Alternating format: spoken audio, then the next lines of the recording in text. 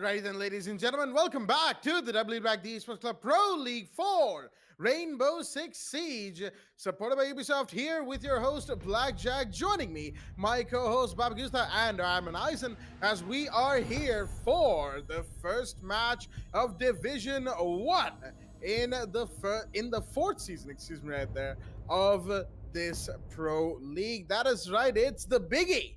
Division 1 going live with the first 3 matches for their Season 4 run. The first of which is LYSE Valiants taking on the team Demas Force on the map of, once again, Oregon. It's going to be a very interesting match indeed, more so because Demas Force are defense first. Very interesting as we join the players live on the map in the middle of the ban phase, as Demas Force themselves have opted to ban the Maverick. Interesting decision right there, as Maverick is a bit of a, an odd one type of ban when it comes to Oregon. You sort of expect him to be banned more often than he is, but when he does get banned, it usually leads to some different ban types from the side of the attack, like Valiants.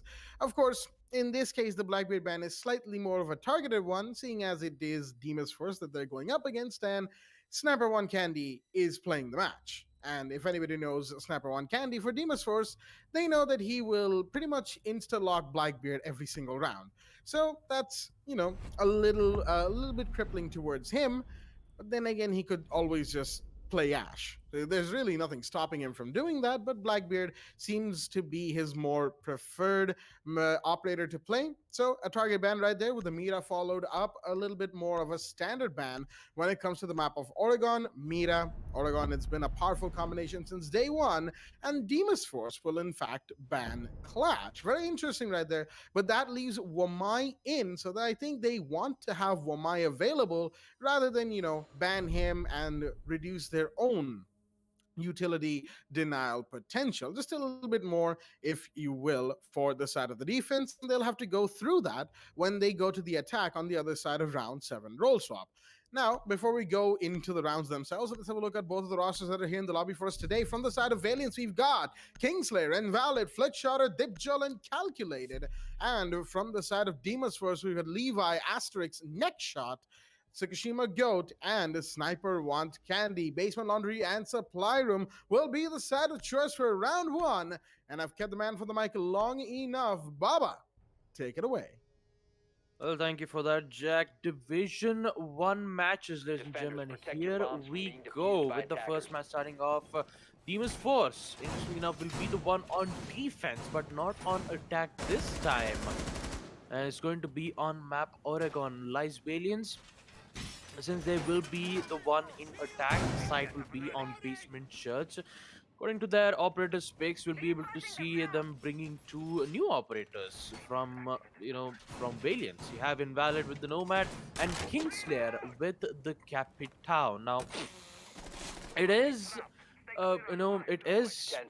detrimental to see them bringing in the Thatcher, because according to the ban phase, in the attack we do see them banning the Maverick as well as the Blackbeard. Although Kaid is still available for the defenders to pick, they'll be able to trick the walls without being able to worry about the double heartbeats coming in from them. With it, we will be able to see them bringing in the Capcan too. The EDD is already being placed at a specific location I do not know of. Maybe it will be placed in towards meeting, maybe place a traps either from the main entrance or at a particular position. Maybe in the big tower entrance too, who knows. But it's currently hidden, and it is Valiant's job to figure out where exactly those traps are. Now, Kingslayer will slowly make his way in towards the boiler room, so as the other 3 attackers who are currently in towards the big, right towards the blue bunker here. They do need to be careful of the bullet hole being made here from Levi, who's in towards the security room. Actually, no, he's just going to fall back and be at a specific position. Tsukushima Goat, I'm not sure what's actually happened there. He's going to reinforce the wall even with next shot in. He's just going to, retreat that at the right moment's notice. Tsukushima Goat gets a major damage, and so does the smoke, which will be able to get detected via the drone. Goat gets spotted as well in towards boiler, and the reinforcement will come in which would force the attackers to push in. Unfortunately, the boiler peak from Goat will fail, whereas Flickshot will get one, Calculated gets the other, taking out Levi, bring it into a 5-2 situation, and they're slowly making their way into the side. More than anything, that calculated pullback from the side of Demon's Force, while, you know, it was a good move in its attempt, it wasn't exactly timed well enough. You know, not enough time was wasted from the side of Valiance. As you can see, with a minute 10 remaining, they're going for their own interesting strategy right here, not making full rotates into either of the hard walls of sight. Snapper and Candy gets a kill through one of those lines of sight that I was just talking about, and you'll find Dibjol. Those are just little strips that have been broken to give them line of sight. That makes me think that the actual line of attack could be from somewhere else, as Calculated will use that little area that he's made for himself to find a refrag onto the Wamai. 43 seconds remain. A 3 versus 2 has been established, as Demon's Force on the defense has certainly been not exactly as stellar in their startup as we might have thought. But then again, it is, of course, the very first round of the season, and there goes another one. The Jaeger will fall, and Invalid will actually get 2. Next shot and Asterix are the ones going down to the ARX of the Nomad. That's going to be 2 very important kills and a beautiful final shot, as well, as we will see in the instant replay. Maybe not that final shot from the Nomad, but regardless, interesting strategy from the side of Valiance. They decided to have Calculated use its summer breaches to make lines of sight, just little strips rather than full rotates. I think that was probably supposed to be a preventive measure, just to make sure that the side of Demon's Force on the defense weren't allowed any openings to sort of flank onto them, only lines of sight that worked both ways. Now, could that have been just that much more uglier of a round for the side of Valiance? Absolutely, but unfortunately, Demon's Force, in picking the gunfights that they did, choices that they made to go for them weren't exactly the best ones. There were better situations that they could have gone for gunfights, and overall, the reinforcement of that blue bunker elbow rotate, again, like I said at the time, it was a little too soon. Not enough time had been wasted, but HP had been taken from both sides, and I believe that was what prompted the pullback to begin with. Even though, you know, time is of the essence, and in that situation, Valiance were not hampered. Valiance were not hampered enough in terms of their time, the amount of time that they had, that is. And unfortunately for the side of Demon's Force, that allowed them to set up whatever little strategy they had for the attack and get things done as quickly as possible. Right now, with the second round coming in, once again on Basement Laundry, we're seeing another elbow hold on Blue Bunker. You've got the Malusi in play, Capcan, Jaeger, and Bandit, interestingly enough, from Next Shot. No smoke this time around, as this is sure to make for a very interesting second round. Now, talking about the second round itself, we do see DF not picking up a shotgun operator. Now, this would give a bit of difficulties, especially when towards on freezer, where most of the time a shotgun operator would make that lines of sight right towards the laundry room to this, right towards laundry towards the freezer.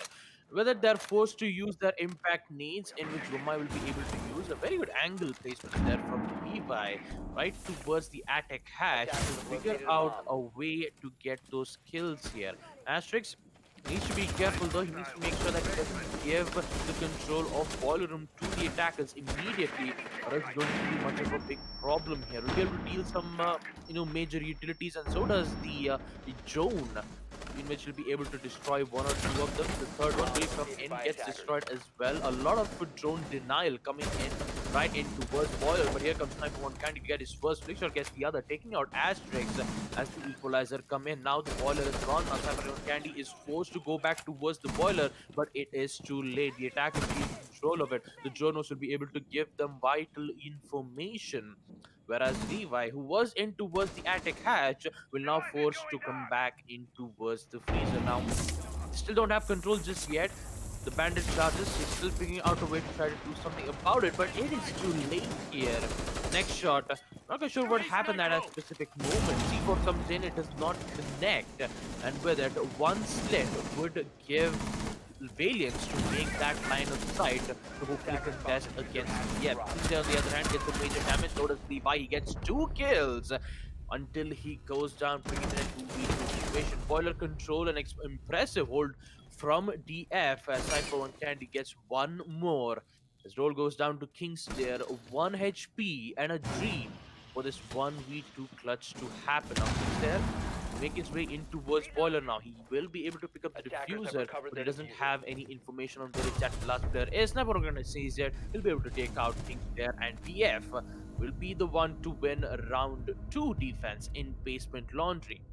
With that, the score count will be 1-1, favoring to nobody. As we proceed to the next round, round 3 will commence. Second floor Kids Dorm will be the site for DF. And yeah, just as I was talking about in the previous round itself, we didn't see any shotgun operators being played here from DF, which would make a lot of rotations easier for the defenders. Looks like they just decided to use the Womai's impact nades to make lines of sight, in which it did work out well in the end. Although we didn't see any, a very hold in towards the blue bunker area, where most probably you would see a smoke with a deployable shield and a total of 2 to 3 ADSs. Looks like they did not need that. All they had to do was to just gain control on Boiler as best as possible. Although there were 2 players though, it was Asterix and Sniper 1 Candy who were manning the Boiler hold, in which some of the gunfights did work, some of the gunfights did not work, and also Valiants were kind of wasting all of the drone works right in towards Boiler. Now, I didn't think that was very well advised though. 3 drones taken care of from Asterix in towards Boiler. That is a loss of utility pool, a loss of information gathering. It could have been used to gain much more intel in towards Basement Laundry, in which they did use it in the end, but couldn't have much more info to convert those into kills. And with DF countering the strategies which they did, not giving them an entryway but just making an angle, DF somehow manages to win a one-way situation in which Invalid was in a very difficult situation. Whether round 3 will proceed, second floor Kiss Dom will be the side, 1-1 is the scoreline, and let's see whether Lice Valiants have something new in their strategy. I mean, all things considered, LYSC Valiants, I'm not seeing too much of a difference in what they wanted to bring out in their attacker loadout, shall we say. But Flickshotter bringing in the Twitch is certainly going to be a helpful inclusion, seeing as there is no mute from the side of Demon's Force. They've decided to bring in Bandit with Levi, who's of course busy making sure that the main wall of Closet is closed for the time being and will remain closed for the remainder of this round. Actually, that's 4 defenders inside of sight, not counting Asterix, of course, who was out on the roam towards basement. But Sniper is going to find one and get taken down himself. Dibjol was the one to fall, but Kingslayer was there to refrag nice and quickly. One South-Reach operator taken care of, not 2, which means that the matter batteries will be taken care of from below, allowing Calculator to go in for the breach. There you go. Interestingly enough, only 1 hard breacher as well from Valiants. 2 soft breach, you have the Nomad for denial, and then you have Twitch. Given the way that they played the round so far with Zofia, getting the hard breach done, I'm not sure if Twitch was the, most efficient pick in this situation. Maybe going for a tower push would be better, given that they'll all pretty much be, bottlenecked into trophy going in towards site. They can't even open up attic wall without being very exposed on trophy. This is very interesting right now, as Levi is in a very interesting position. He is flashed and somehow still alive, but no, the C4 will come in instead. As Tsukishima Go takes 1, takes 2. That was his C4 through the attic wall. Well then. And now he's found calculated as well, and another attacker will fall. That's a Sophia through the very breach that they made themselves, excuse me. And now it's all down to Invalid repelling just on the bedroom. He's gonna be seen. Shots are fired very low on HP, and in fact he will trade with Levi. Demon's Force will be the ones to take round 3 after an unfortunate and rather ill-advised round comes out from the side of Valiants. Like I said, I like the inclusion of the Twitch, but a single hard breacher and a bottlenecked push through the trophy and bedroom area, not against Demon's Force. That's not going to work. But of course, I assume that they were testing the waters in this situation, and that was why they decided to try that. Plenty of unknowns in the way that the side of aliens were thinking, ladies and gentlemen, as Calculator will once again switch out of the Ace into the Thermite, and a Legion, six picked in by Tsukishima Goat, as we head into Meeting Hall and Kitchen for the fourth round. Well, talking about that drone though from Twitch, I didn't know that, like, to be honest though, there was a drone hole right in towards the bedroom in which it has a direct connection towards the kids. He could have used the drones in a different position to get a proper information without getting his drone taken out. Although, I mean, most of the time the drones, they will just immediately push in towards the door, knowing that, hey, I mean that's the only access way. Well, you have one more. You have the drone holes. You can be able to go for it and get those information as soon as possible. Although it was a very good attempt from Valiants, unfortunately they could not hold out DF's style of attack, especially from Tsushima Goat though, when he used the C4 and got another kill with the MP5 to take out one more player in towards Trophy, already putting it in a very difficult situation here. And now DF holding in towards first floor meeting slash kitchen, with them bringing in the castle. It's going to be Levi bringing in the castle, and also Sniper on Candy will be the one to play the Melusi. We did see him play as the we did get to see him play as the Pulse this time, but oh boy, flick shot.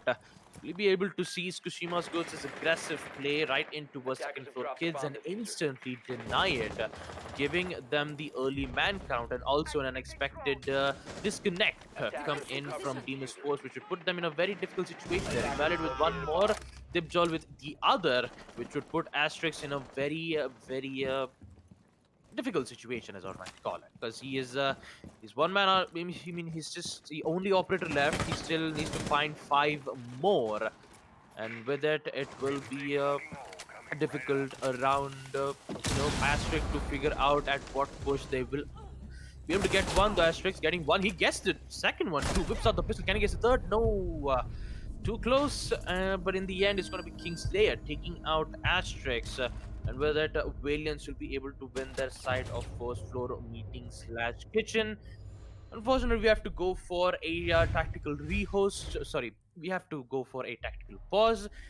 Not quite sure why I mixed both of them. Tactical rehost. I mean, as they say, old habits die hard. We're still kind of used to the rehost, so Yeah, I mean, we are technically, used to the rehost where you have to wait for around like 15 to 20 minutes. And with, I mean, to be honest though, with the pause that we have right now, we shouldn't have to worry about that just yet. I mean, I am actually very happy about this update being brought up here from UB. It actually saves a lot of time, and also we'll be able to get back in action as soon as the player will be able to join back in.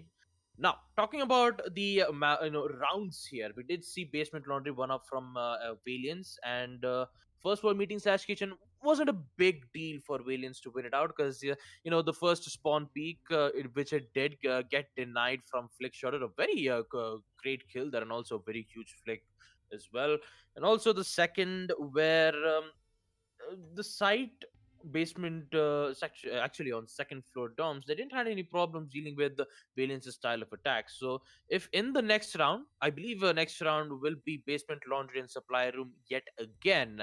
The only difference is that we will be seeing calculated, which is playing he'll be playing as the ace, will use his Selma breaches to make line of sight rather than an entryway in towards blue. Now, this would give much more advantage towards the attackers, because every single time when a particular player pushes in towards boiler, there will always be that one particular defender who would always go back and try to gain control of blue, so that when the attackers gain control when the attackers try to go in for a plant, more of like a default plant in towards basement laundry, the two angles that they need to worry about is right in towards freezer or at the basement laundry,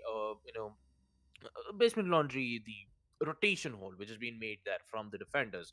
So they are more likely to be get caught out with either a smoke canisters or a C4. Eliminating one of those players should work out for Valiance to just go in for a plant. And talking about Demon's Force's style of defense, we did see them play, the Cap Can, most of which the EDDs are being placed right in towards the meaty room to make sure that the hatch opening wouldn't be much, much more of an easy task for the attackers. Unless and until if their drone works is good, they'll be able to detect the Capcan's EDD, they'll be able to ping it with the Ping 2.0 system, remove it, and then slowly make their way to try to open out the kitchen hatch. Now, talking about the 2 rounds where Levi played as the Capcan, we didn't hear a single explosion of the EDD. That's how attentive the Valiants are when it comes to going for their drone works, and also confirms that Valiants are very good at drone works. The only thing that I'm worried about is that they shouldn't lose the drone economy right at the early rounds itself, where we did get to see the especially from I believe that was Asterix who was playing as the Jaeger at that time into was the boiler,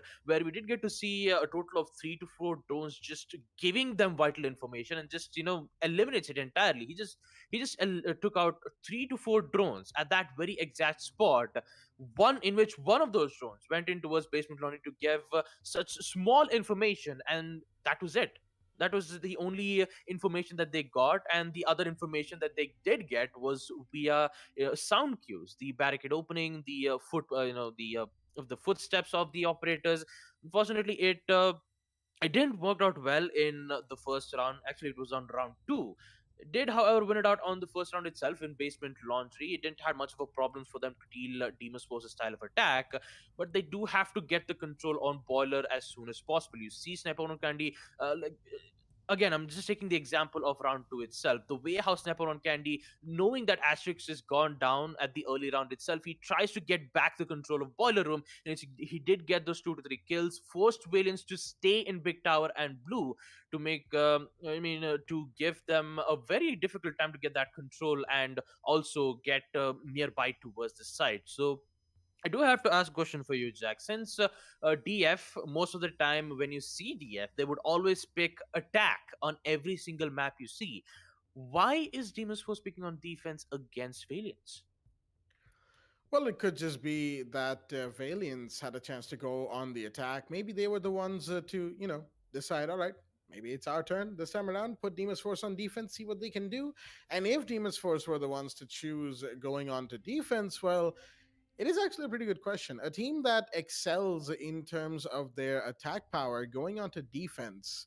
On a map like Oregon, while I understand Oregon being a defensive map, you want to have your advantage first, and the advantageous sites usually are the ones you probably should go for.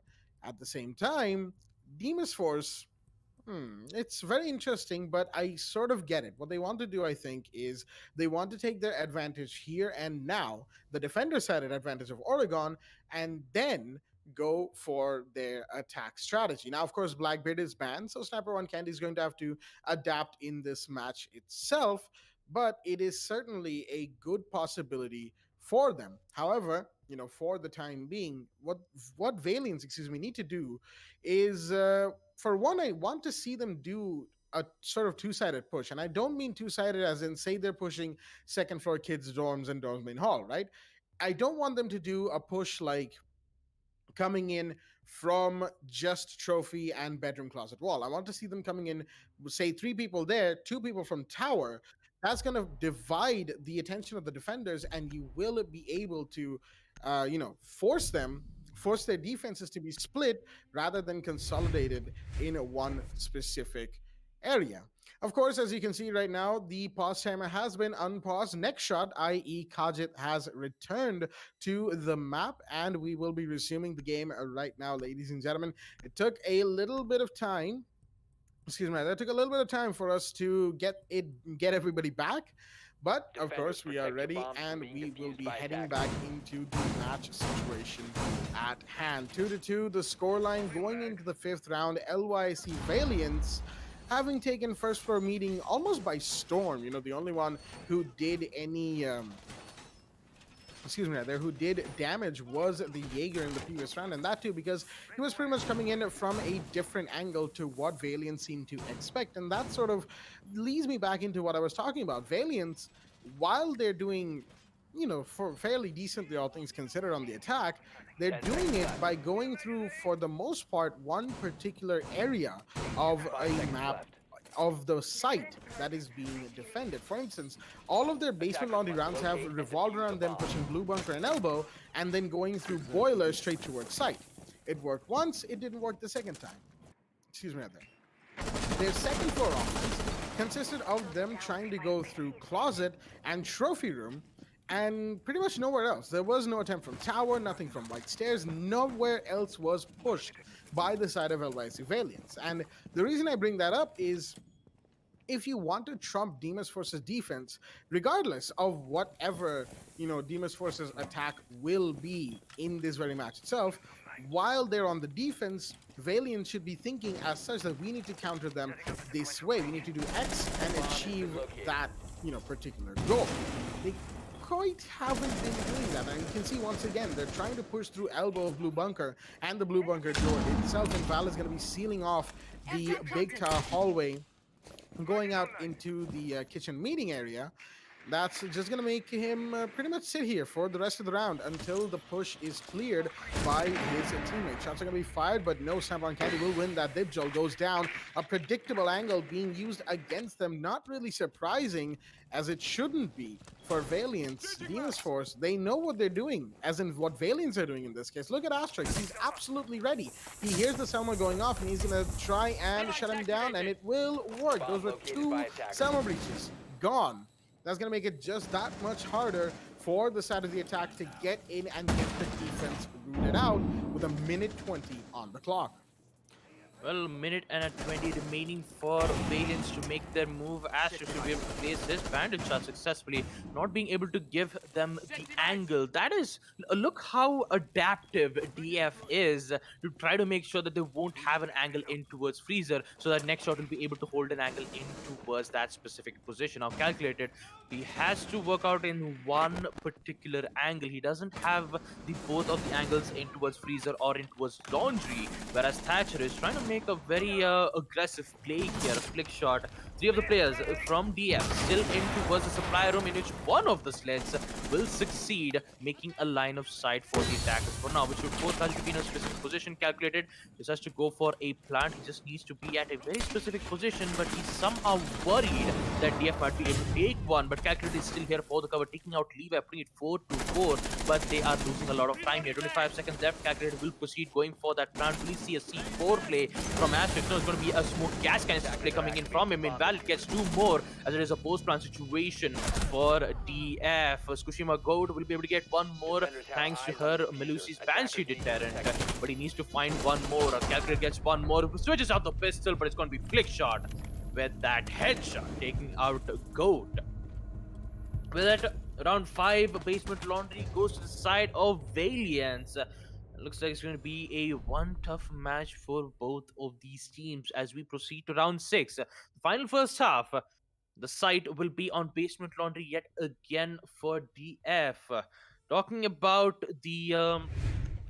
that bandit charge, though, I just like how adapted they were. They kind of understood what Valiance's motives were. They tried to lock down one of the perspective, like especially right in towards the Basement Laundry wall, in which they did trick once, but couldn't trick the other because there was flick shot out with the EMP to disable one, and unfortunately the timing from wasn't successful, in which all Calculated had to do was just hold an angle right in towards the Basement Laundry, hold in towards the Freezer angle, and make sure that he wouldn't hold an angle. Technically, Kajit was the one who was in Freezer, who unfortunately couldn't win that gunfight against the Ace. And with it, second floor kids Toms will be the side instead of Basement Laundry. Quite understandable why you would do that, because there's a lot of rounds of Basement Laundry side where Valiants could not handle it, and also Sniper Nandi will be able to bring the M5 shotgun yet again. This time, as I did recall in round 3, he did get an early kill, taking out, I believe that was Dibjol, when he was trying to go for that repel in the connector, actually from the windows of second floor kids. Unfortunately didn't work out well, but there was an instant refrag immediately from Kingslayer. I believe we might be able to see some different strategies coming in from DF. This time we'll be seeing Sniper on Candy holding in towards on second floor kids, whereas Asterix will be doing the roaming duty yet again in towards the basement laundry stairs. Now, all Asterisk needs is that information from either the pulse cardiac sensor or from the default cams, in which Valiants haven't destroyed just yet. The destroyed cams will be able to give him some information saying that only one particular place have been taken out, so that he'll be able to man that specific ground, in which he's currently in towards trophy. He might have checked in the default cam saying that, look, the street spawn default cam has been destroyed, which means a total of 3 to 4 players are spawned in towards street, and now they're making their way in towards the site to open up second floor kids. Now, Levi, we will to make that line of sight a very huge line of sight, which would alert the attackers to hold, to be worried about that angle though. So, Valiants. Apparently, they are in towards second floor kids window, I believe. Yeah, they are in second floor kids window, and also Ash, who is making his way into towards the white stairs hallway. The only problem is they haven't opened up any walls just yet. I believe there might be a very aggressive peek coming in from them. They just need a bit of those utilities to work out, a bit of smoke, a bit of nades. They don't have nades. They only have smoke grenades. They have 2 concussive nades to work out for this aggressive peak to happen. And I believe there might be that connector, actually, from that kids window hold, in which to make sure that the peak would not happen. It looks like, I guess, it's going to work out well here. Kingsley with the first back, taking out next shot as we proceed to the 1 minute mark. Some damage is done to Kingslayer from down below. That is Sniper One Candy trying to do what he can in this situation, but with a shotgun in hand, there's only so much he can do while you have the EMPs and whatnot going off above him. He needs to go for the sequel way, but he will actually choose to use it up right now and force the Zofia into the line instead of the Jaeger. Asterix gets one more alongside Tsukushima Goat, and that's going to make that entire big window push from the side of Valiants, unfortunately, not work. But Flickshot will still get Sniper on Candy, make a trade in terms of the man count, 3-3 in the final 30 seconds of the 6th round. Make that 1-3. Asterix with the double, and then you have Levi's SMG coming in, and Asterix, one more for the man, as calculated, will be the one to fall. Demon's Force reading into and stopping the main push attempt from the side of Valiance, and once again, I'm left with the question, what was Valiance thinking there? Big window on kids' dorms without white stairs being emphasized? Without a trophy push? Without tower? Attic? Those are some very interesting decisions being made from the side of Valiance, let me tell you that much. Because while we have seen big window of dorms work, it works when you have either, the attention misdirected from the defenders, or you're very confident that you can take those gunfights. Unfortunately, when you're up against Demon's Force, I don't think that kind of confidence can be very easily placed on, on that one push alone, given that there was no emphasis from white stairs that was shut down by the 2 roamers from below. It unfortunately did not work. Valiance. Very interesting attack strategies. Unfortunately, for 3 rounds at least, it didn't quite work out. It did, give them some dividend. I won't say that it didn't. Taking 3 rounds and equalizing on round 7 on Oregon when they were going from attack to defense is quite the feat in and of itself. Sure, it's no theme park attacker-sided level, but our Oregon is still a defender-sided map at the end of the day, no matter what one particular match may show us. So Valiance taking 3 attack rounds, understandable. Demon's Force now on the attack. Well, the onus is on them, as it were. The ball's in their court. If they can live up to their, very hyper-aggressive attacking standard, the standard that they've sort of set for themselves at this point, it's gonna be a tough match for Valiance to hold on from this point onward. Tsukushima Goat's manning the Ash from the looks of it, and Sniper on Candy. Well then, hello. I just realized the Ying has been brought in, and Dibjol has gone into Warden, I believe, seeing the fact that Ying was brought in from the side of Demon's Force. Interesting couple of 6 picks right there, as the 7th round will be underway. We've got Mute Jammers to make sure that intel is at the very least denied to an extent for the attackers, and that's some good decision-making from Valence's defense right now. For the time being, however, Demon's Force's attack seems to be just taking it slow, taking methodically, but Sniper on Candy might not want to continue that. He's going to throw Candela out right now and push straight in to Trophy and get taken down, because there was a little punch hole that he should have had his eye on the entire time. Invalid taking that first kill and a big one, as that's a Ying with 2 Candelas and smoke grenades still in her pocket when she died. That's a big chunk of attacker utility already gone. And not just not just utility, but also the manpower advantage that Valiants have this time on defense. We'll be able to see Goat slowly making his way in towards Trophy. Looks like Kajitsu's drone will get caught off from the mute jammers in towards the white stairs, and so does Ash's breaching charge. Well, he gets taken out from the ADS. A lot of denial coming in from the defenders. Asterisk sees the leg of the particular player holding in towards second floor kids. He lost that moment of opportunity. Now Levi will be able to make a line of sight. Kingslayer will be able to push in towards the white stairs. Goat will be able to get one as well, taking out Flick Shot. But as Invalid, he's trying to take out that drone to deny information here, but unfortunately could not. There you go. The information will get taken out instantly. But Goat, oh boy, he's angry here. R4C in hand, gets one more kill and is slowly making his way in towards white stairs, but doesn't see the aggressive push here from Invalid as he gets one. Dimchol character gets the other as well, which leads to Asterix. A very difficult spot here. 1v3. Diffuses down. The defenders know where exactly the diffuser's location is. Be able to camp it at a specific location. Now the attackers, especially the Asterix, who is slowly making his way in towards the trophy, needs to find 3 players, in which Invalid is playing very close in towards the attic. He knows that there is one holding in towards the second floor kids as well. And with it, Invalid shouldn't have much more of a problem dealing with Asterix as well. Valiants will be able to win round 7 on defense. Second floor kids doms goes to them. And with it, the lead will also go to the side of Valiance as well. Round 8 will proceed, and with it, the site will be on basement, laundry, and supply room. Talking about it though, Invalid, interesting choice of attachments there. The suppressor for the T5 SMG. I mean, talking about a debate in a suppressor. I mean, it has its own ups and downs. I mean, the suppressor kind of holds the kind of conceals your location a bit, but not that much. But still, I mean, it has its own ups and downs. I mean, it's not used that much. It's mainly just used to complete personal challenges or the other challenges in battle passes. I mean, who knows? With it, we will proceed to round 8. Basement church will be the site, and let's see how Valiance will be able to defend this round.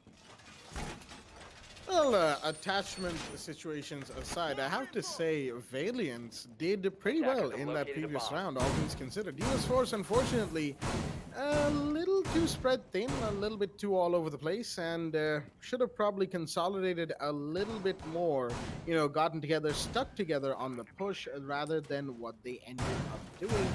And unfortunately, they will lose the lead once again. It's Valiance, 43 up in the 8th round. And I'm quite liking the defense that Valiance brought out in that first defensive round. Round 7, that recovers. Now, we're seeing an Echo being picked by Flickshutter. Not something you see too often these days. Echo surely is making a little bit of a comeback when it comes to the competitive side of Rainbow Six and his pick rate.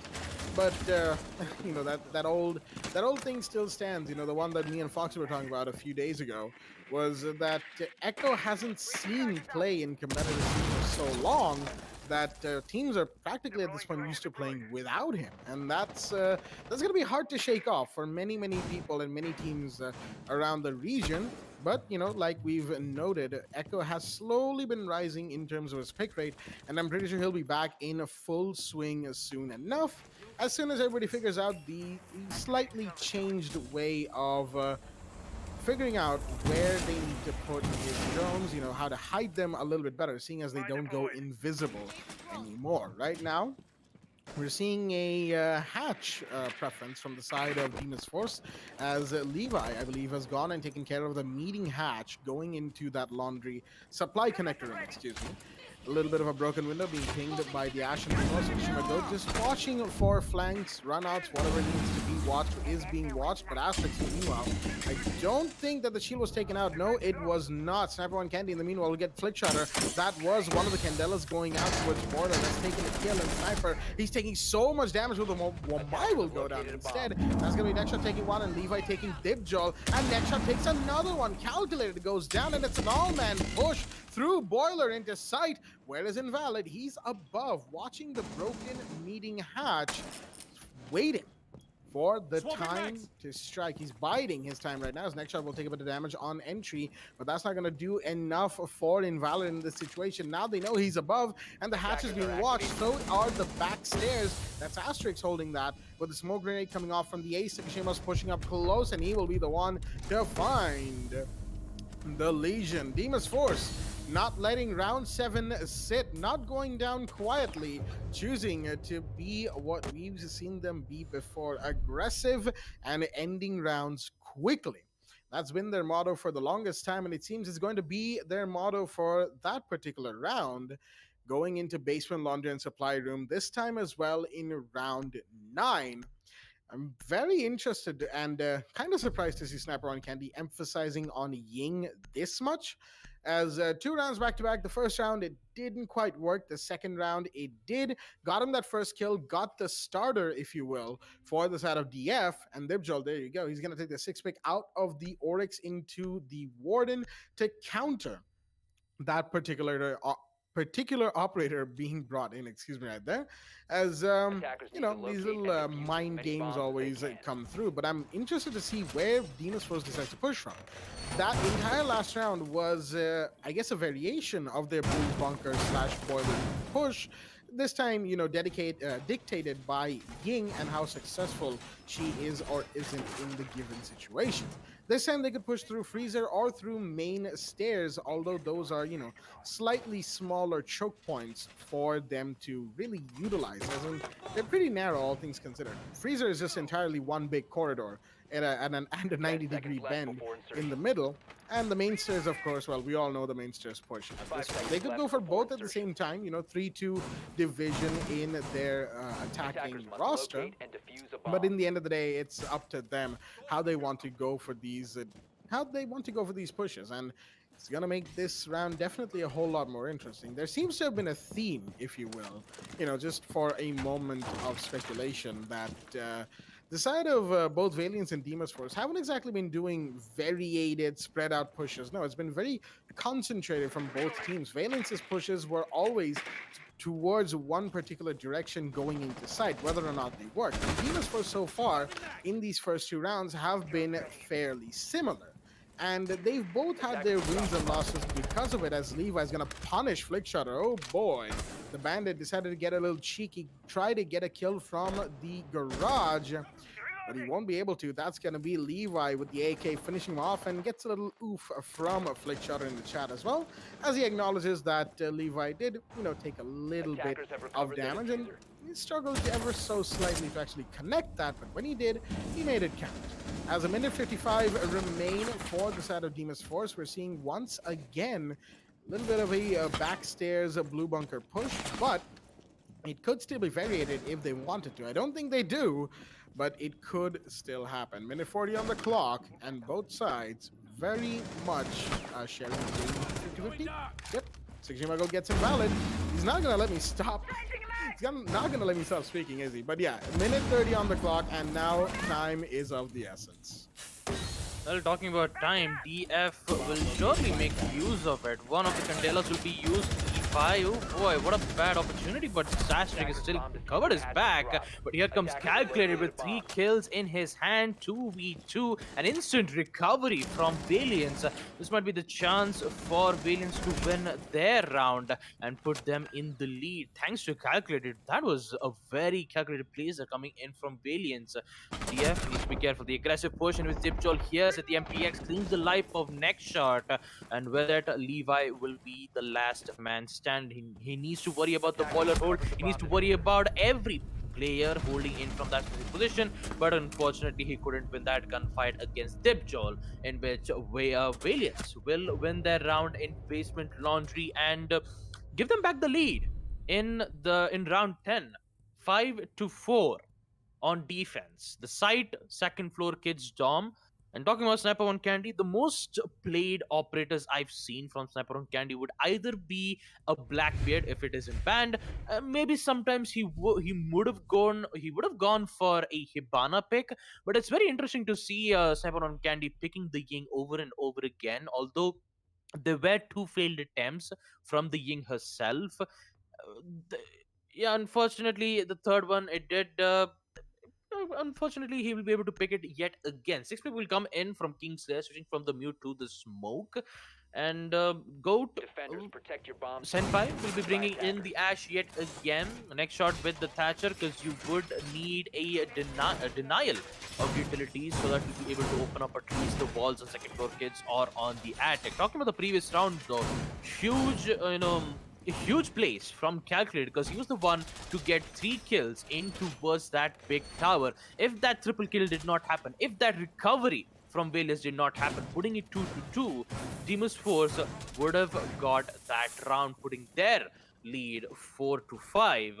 But looks like Calculated has other things in mind. Giving them the win would give a lot of morale boost as well for Valiants to put them in the lead, and also giving a chance to require only 2 rounds to win against TF without the use of overtime. That is a huge opportunity for them. Invalid yet again with the D5 SMG suppressor. Oh boy, it's going to be very exciting to see if we might see that pre-fire that Invalid did to try to take out Sniper One Candy when he decides to use his Candelas into Burst Trophy. Now, needs to be careful of Dipjol though. The Warden, even with the flashbangs, he will be immune to it by just a click of a button from his goggles. Actually, is there a button for a Glogos to just click in, or does he just uses his watch, just instantly flicks it out and get it? Anyway, talking about flicks, Flick Shorter will get his first kill, taking out Sniper on Candy with the MP5, and with it, Demon's Force are yet again losing their player. Again, it's going to be Sniper on Candy. It is saddened to see Demon's Force losing yet again, Sniper on Candy yet again, because you have 2 smoke gas canisters and 2 Candelas taken out. As Goat will use the breaching charge to take out one of the barbed wire, and also that deployable shield as well. With it, 1 minute 40 seconds left, the attackers loses one more as Dipjol gets the kill, taking out Asterix, and with it, Valiants are strong on defense. Oh, most certainly. 5 versus 3 against Demon's Force's attack with those first 2 kills coming in. Very, very well played from the side of LOIC as they're looking to get some more. Invalid, he saw one at the breach, but does he know that Tsukushima Goat's already pushed in very close to Attic, but he will not get the kill. That's Levi taking one, gets repacked instantly as the Warden will go down, and another one to go as he finds Kingsland and Dipjol in tandem. Now watching White Stairs. Next shot will take a ton of damage from the Jaeger coming up. Takes out the Goom from his shin. Flickshotter is down below. He could go for a C4 if he still has his, but Calculator will find him anyway as the vertical angle comes to play. Instead, now it's all down to Tsukushima, the last man standing inside of sight, no less, and with the diffuser. It's going to be a site retake situation for the Valiant players, but Tsukushima himself is trying to relocate to a better position, going for the plan, but you still have Flickshotter trying to find these vertical angles. Will he be able to? I don't think so. Tsukushima's going for it. He's going to get the plan done. He's going to see the Jaeger in time. Barely gets away from getting his head taken off.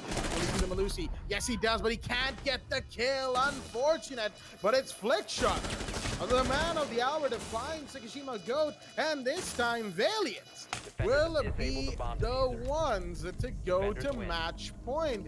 Weathering the storm that is Demon's Force's attack is making things that much better for themselves. They're playing it pretty well. They're countering they're countering the defense, they're countering the offense, in as many ways as possible. Not that Demon's Force is really changing things up, if you will, but as we go into this match point round, 64 being the scoreline from the side of Valiance. Oh boy, I can see one particular pick from Asterix already. That's that may be an indication that Demon's Force is done not taking this seriously. Asterix is going into the Lion. We have the Ash as well, but no, Finca, Blitz, or any of the other Operation Chimera operators, interestingly enough, excuse me. But the Maestro will be six picked in place of the captain, right there, excuse me, from the side of Valiance. That's Dibjol right there. As we're actually headed to first floor meeting once again. The second time in the entire match, I believe, that we have seen meeting, and it's on Valiance's match point round. That's going to make things all the more interesting because last time we came here, Valiance on the attack just absolutely steamrolled Demon's Force.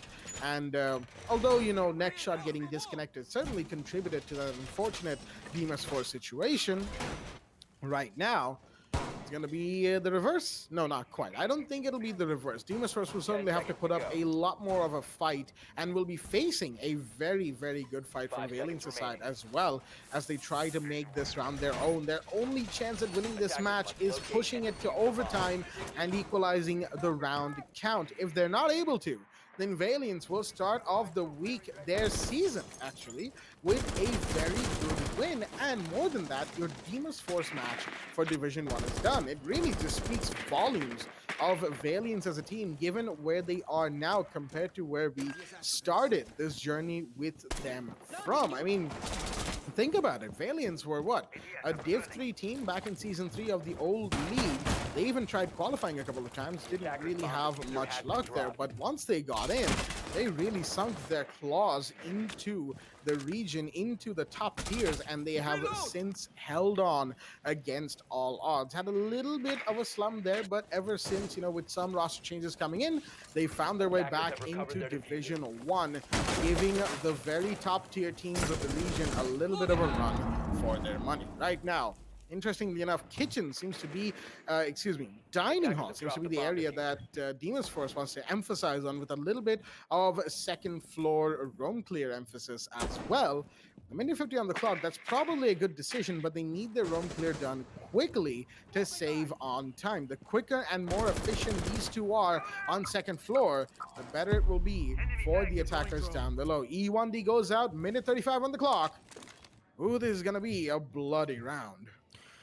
Well, I do have to agree on that, Jack, because the attackers, oh boy, they're slowly making their way in towards the site. The only problem is that they don't know that there is two Intel Ops, Echo and the Maestro, being brought up. The Alda making some impressive pre-fires and Asterix using the EE1D at the wrong time.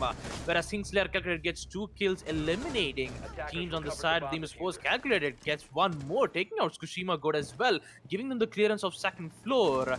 Whereas Kajit is forced to take control of second floor kids. He needs to remove Calculated, the man who's dealing some major damage to the team. He'll be able to deal some major damage to Levi as well. Not that much though. Next shot, slowly creeping his way into a second case. Here's the movement. Will be able to take it down. Calculated, in which he will make his way to use his sledgehammers to make that vertical lines of sight. Now Levi, he knows that there's one player playing into versus security. It's just that one single push right from that barbed wire is going to reveal his location, which would force Kingslayer to go for that aggressive peek, which he's going to do exactly now, and Kingslayer will be able to read it like a book. 3v1, in which it all goes down to Kajit to make this match point void for Valiance, and to do that he only has 15 seconds left to do so, and which Kingslayer just immediately rushes in from the white stairs to take down Kajit. Valiance, with a valiant attempt, will succeed round 11, first floor meeting slash kitchen, and they'll be the one to win against Demon's Force on map Oregon 7-5. A lot of huge plays coming in from Valiance, especially Calculated, with triple kills and 4 kills, right?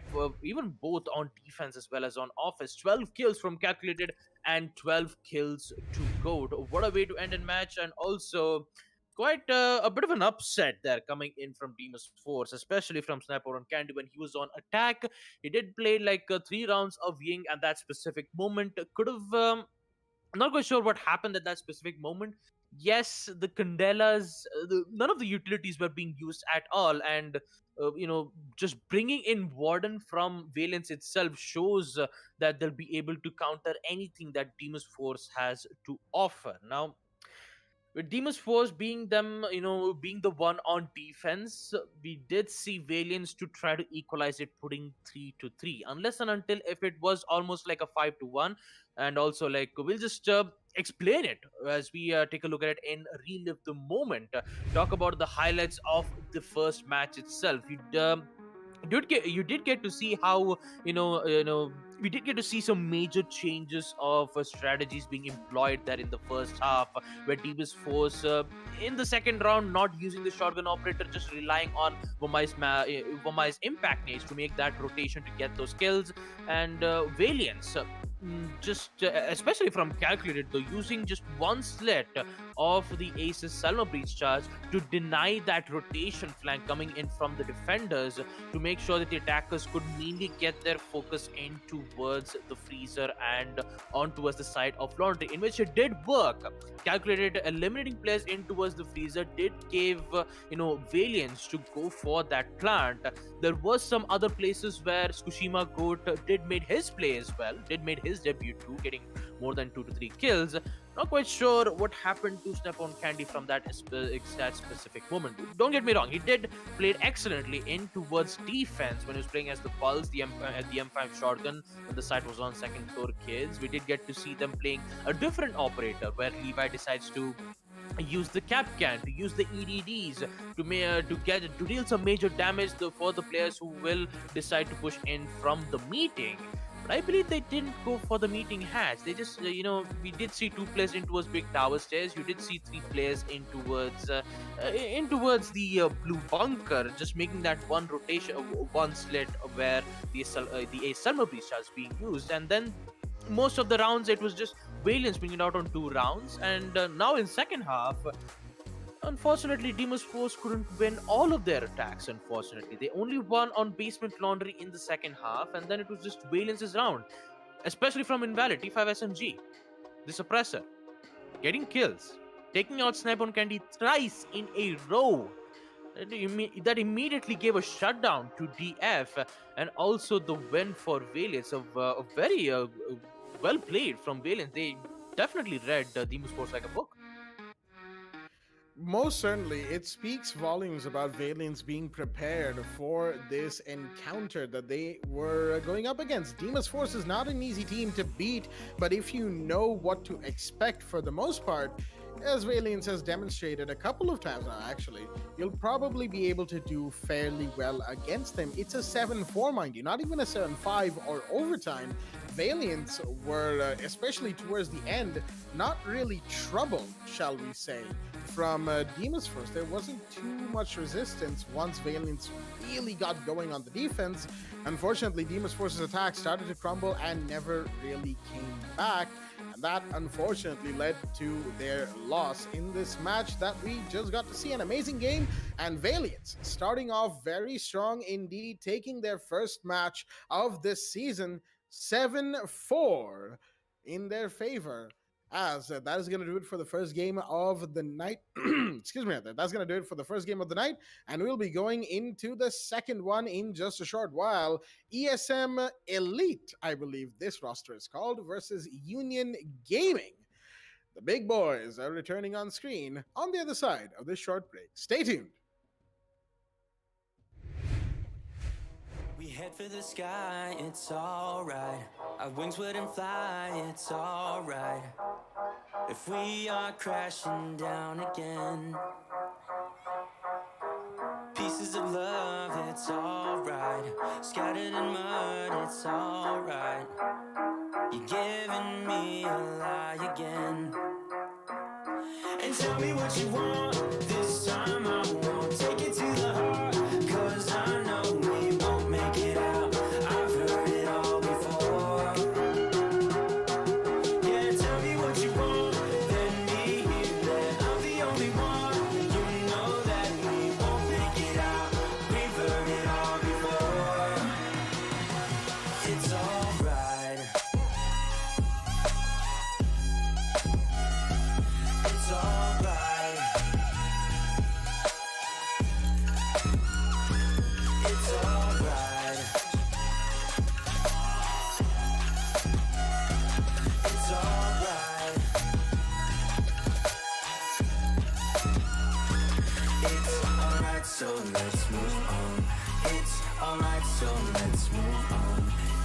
alright, so let's move on. It's alright, so let's move on. It's alright, so let's move on. It's alright, so let's move on. It's alright, so let's move on. It's alright, so let's move on. We head for the sky, it's alright. Our wings wouldn't fly, it's alright. If we are crashing down again, pieces of love, it's alright. Scattered in mud, it's alright.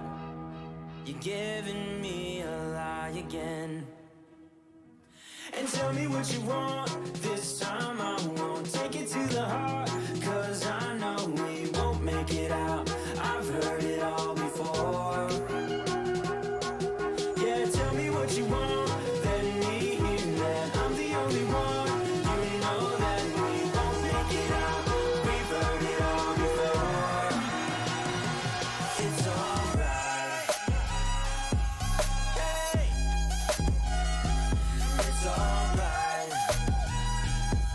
Hey, it's alright. It's alright. It's alright, so let's move on. It's alright, so let's move on. It's alright, so let's move on. It's alright, so let's move on. It's alright, so let's move on. It's alright, so let's move on. It's alright, so let's move on. It's alright, so let's move on. Alright, so let's move on.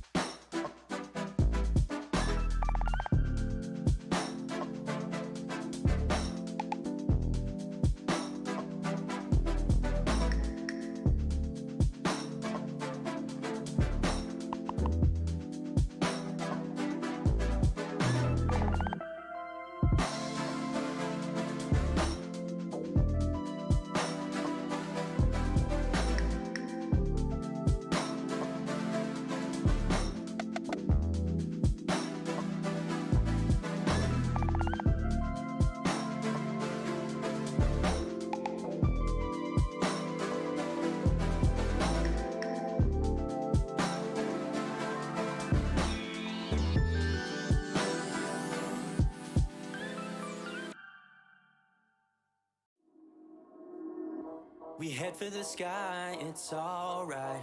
Our wings wouldn't fly, it's alright. If we are crashing down again, pieces of love, it's alright. Scattered in mud, it's alright. You're giving me a lie again. And tell me what you want, this time I won't take it to the heart. Cause I know we won't make it out, I've heard it all before. Yeah, tell me what you want, let me hear that I'm the only one. You know that we won't make it out, we've heard it all before. It's alright. It's alright. It's alright. It's alright. It's alright, so let's move on. It's alright, so let's move on. It's alright, so let's move on. It's alright, so let's move on. It's alright, so let's move on. It's alright, so let's move on. It's alright, so let's move on. It's alright, so let's move on. We head for the sky, it's alright. Our wings wouldn't fly, it's alright. If we are crashing down again, pieces of love, it's alright. Scattered in mud, it's alright. You're giving me a lie again. And tell me what you want, this time I won't take it to the heart. Cause I know we won't make it out, I've heard it all before. Yeah, tell me what you want, let me hear that I'm the only one. You know that we won't make it out, we've heard it all before. It's alright. Hey. It's alright. Hey. It's alright. It's alright. It's alright, so let's move on. It's alright, so let's move on. It's alright, so let's move on. It's alright, so let's move on. It's alright, so let's move on. It's alright, so let's move on. It's alright, so let's move on. It's alright, so let's move on. Alright, so let's move on.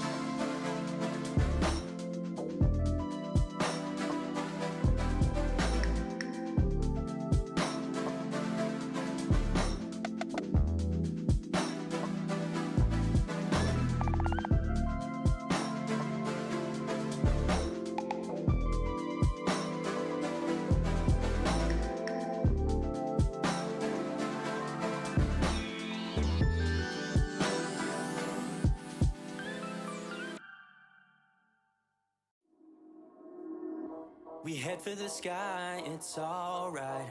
Our wings wouldn't fly, it's alright. If we are crashing down again, pieces of love, it's alright. Scattered in mud, it's alright. You're giving me a lie again. And tell me what you want, this time I won't take it to the heart. Cause I know we won't make it out, I've heard it all before. Yeah, tell me what you want, let me hear that I'm the only one. You know that we won't make it out, we've heard it all before. It's alright. It's alright. It's alright. It's alright. It's alright, so let's move on. It's alright, so let's move on. It's alright, so let's move on. It's alright, so let's move on. It's alright, so let's move on. It's alright, so let's move on. It's alright, so let's move on. It's alright, so let's move on. We head for the sky, it's alright. Our wings wouldn't fly, it's alright. If we are crashing down again,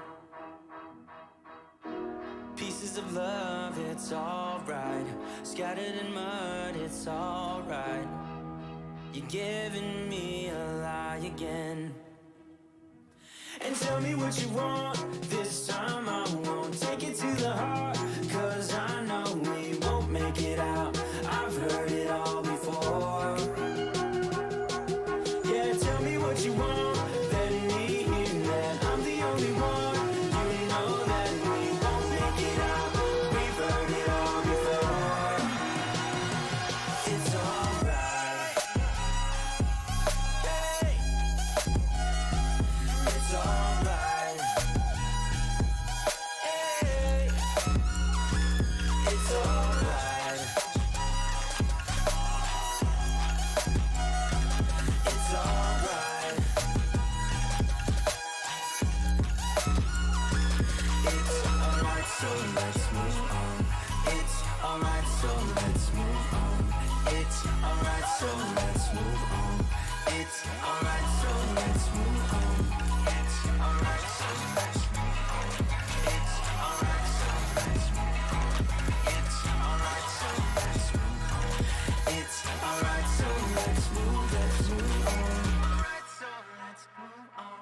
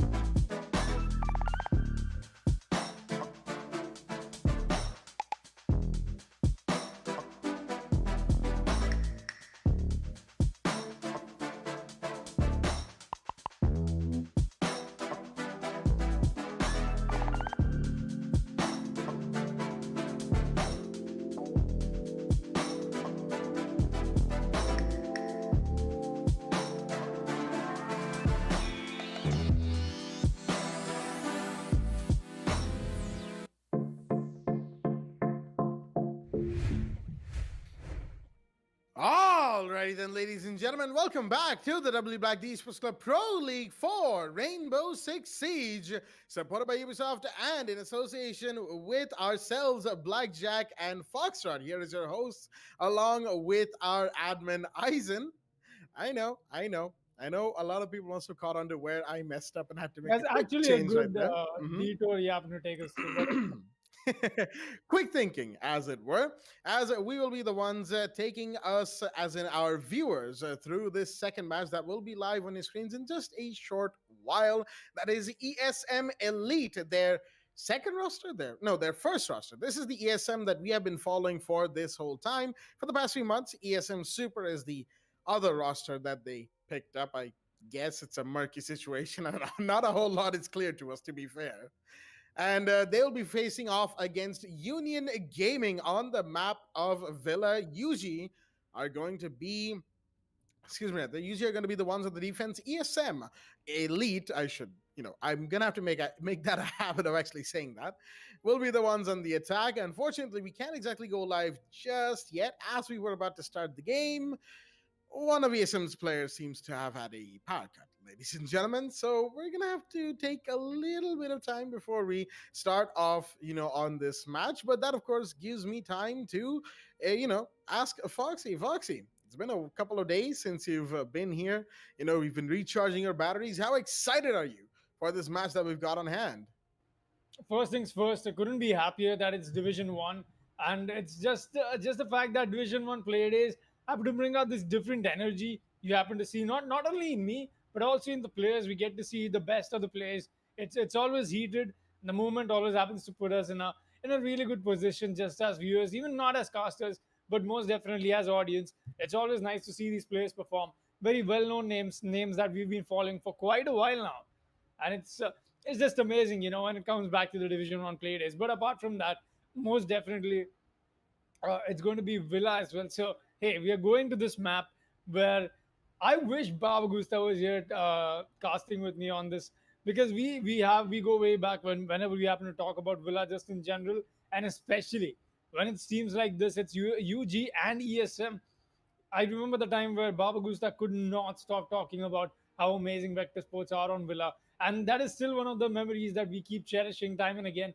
That, hey, if we are talking about Villa, let's keep it a little more centered to the topic. But hey, today it's in fact going to be Villa. It's good to see this map come out finally. And I think out there, the message has started reaching out to the teams that, hey, we're going to play more than just Oregon and Clubhouse. We're going to bring out some rest of the maps into the mix as well. Most definitely, you have 7 maps in this amazing game for the competitive pool. Most definitely, you can go ahead and use every single one of them. We'll be seeing Villa come out. So speaking of which, Villa, UG, we've come out with very good UG rounds on Villa.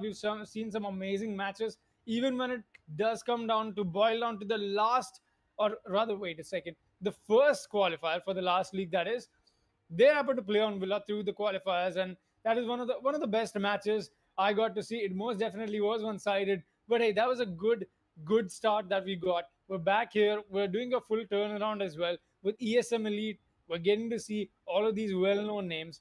They'll be playing this out once again. So it's just this blackjack. Let me sum this up for you. The fact that we're getting to see Division One play day with these teams that have been at it neck to neck. We see the last season standings as well. 4 teams with the same scoreline. Talk about competition. Division One has it, and I'm sure it has it in the best of amounts. Nothing short of anything you'd expect out of in the best tier in this region. But hey, that put aside, it does bring us down to a very simple fact. It's Division One play day. We're getting to see UG versus ESM on Villa, and let's not waste any more time. In fact, we'll be getting into the match in just a bit, people. That's right. We have everybody in the lobby. We'll be running into the match with ESM Elite and Union Gaming on Villa, going live on your screens in just a second. Ban phase will be underway right now of this match. Thank you for taking us into the game in such emphatic style, Foxy, as we will be going into the ban phase for the map of Villa. UG have the first ban of today, and they will ban the first attacker as well, as it will be no one. Well, looks like we seem to have run into another little issue, ladies and gentlemen. Not really sure what quite happened there, but we'll update all of our viewers as soon as we get, as soon as we get an idea of what happened. Could be, a disconnection, could be a game crash, could be another power cut, all things considered. I believe I saw Jittery was the one asking for a rehost of sorts. And we'll have to, talk. We'll have to, try and get to the bottom of this, and we'll inform all of our viewers as soon as we can. Excuse me, out there. But yeah, once again, a little bit of a teaser, if you will, a tease, not even teaser, it's just a plain tease. We were thinking, okay, the match is about to begin right here, right now. Let's go, and not quite, if you will. You were muted It, right it, there. it's just some of these things that we happen to come around, right? It's these technical stuff we cannot really anticipate. I'm sure many of our viewers must know this already. Coming out to many of the matches, we have some rehosts sometimes taking a little longer than expected. So that's okay. We'll get that nice and easy. We just want to make sure that the players don't feel any difficulty from themselves. Coming into this match, it's obviously enough pressure already on the players to perform well. To come out to this very demanding of a division, that is what I like to call it. There's always something that you cannot really put your cross check onto. And we are here. We are finding ourselves once again talking about how this match could possibly go, because you come back to seeing Villa. We've seen UG come out with really good defensive setups. We've seen Jittery, in fact, come out with the LR plays and whatnot. He really loves bringing that pistol out. I'm sure everybody who happens to follow him up closely must be following up on the recent montage he has come out with. Just some really crispy one taps and whatnot. It's at this point. I'll just let this out. I've told this again quite a bit. Jittery is just amazing to watch the man play, and hey, that's exactly what happens to excite me even more. Not just these teams. It's this one person who definitely brings out something different and something not many people can offer into a roster. It'll be fun to watch this man. My eyes, I think, will be on him. What are you looking out of this match, Blackjack? I mean, I kind of have to concur right there, Foxy. Watching Jittery is a treat in and of itself. And even though, if any of our viewers have been following the man himself over on social media, he's sort of been lamenting this supposed slump that he's been on as of late, in his own words, that is. But looking at his gameplay, sure, we've seen some inconsistencies recently, but I really have to say, Jittery, if that is what you call a slump, I am very much afraid to see, or I would very much afraid to be against that man on his good days if this is what he calls a slump. He's going double digits in nearly every game. I mean, that's a slump apparently. The man's I definition. think it's like this saying goes, right? Jittery on a bad day is your favorite player on a good day. You've got the same level of stuff coming out, but no, that's just not one player. I'm sure we Oh, do most happen certainly. to, yeah, we do happen to decorate him with all everything that he most definitely deserves, but also not to take away anything out of what these teams themselves happen to stand for as well. We've seen them come out with some really good stuff over the time, and hey, it's just amazing watching them play. I guess I really cannot add much to it. Hmm. I mean, more than anything, like you said, it's not just Jittery, of course. Union Gaming as an entire unit has been one that has impressed us time and time again. You have Beat rising to the occasion whenever he can, real like really chill as well.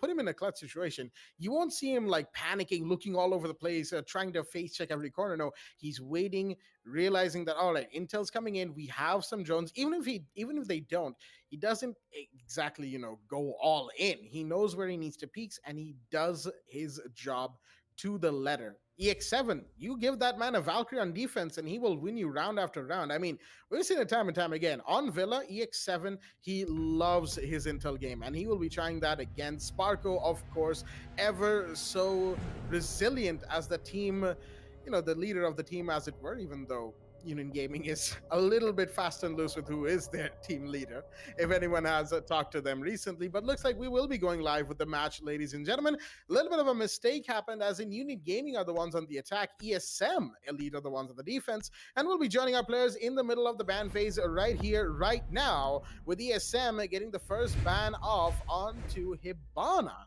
Hibana on Villa, a very interesting a very interesting ban indeed.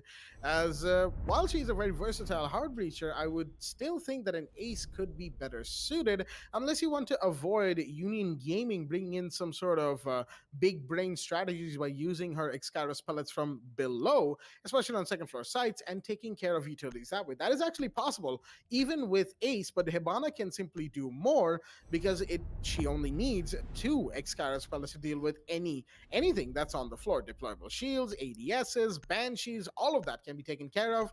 And I guess the Hibana ban in that way makes just a little bit more sense, as Thatcher, Mira, and the Valkyrie will follow through from both UG and ESM. Interestingly enough, ESM are the ones to ban Valkyrie, mind you, so that is going to make things all the more interesting. As we all know, while Valkyrie and Villa is a unit to be reckoned with, ladies and gentlemen, that's also a little bit of a target ban right there for that man EX7, as we just talked about how he absolutely loves to play Valkyrie, and with him gone, it's going to make things a little bit less intel reliant for UG's defense. But that's a long way away, of course. That's 7 whole rounds away. Before that, we have the first round, which will be going live with rosters from both sides. Union Gaming, of course, we have Sparko, EX7, Beat, Jittery, and Sandy. And from the side of ESM Elite, as the game comes into the very first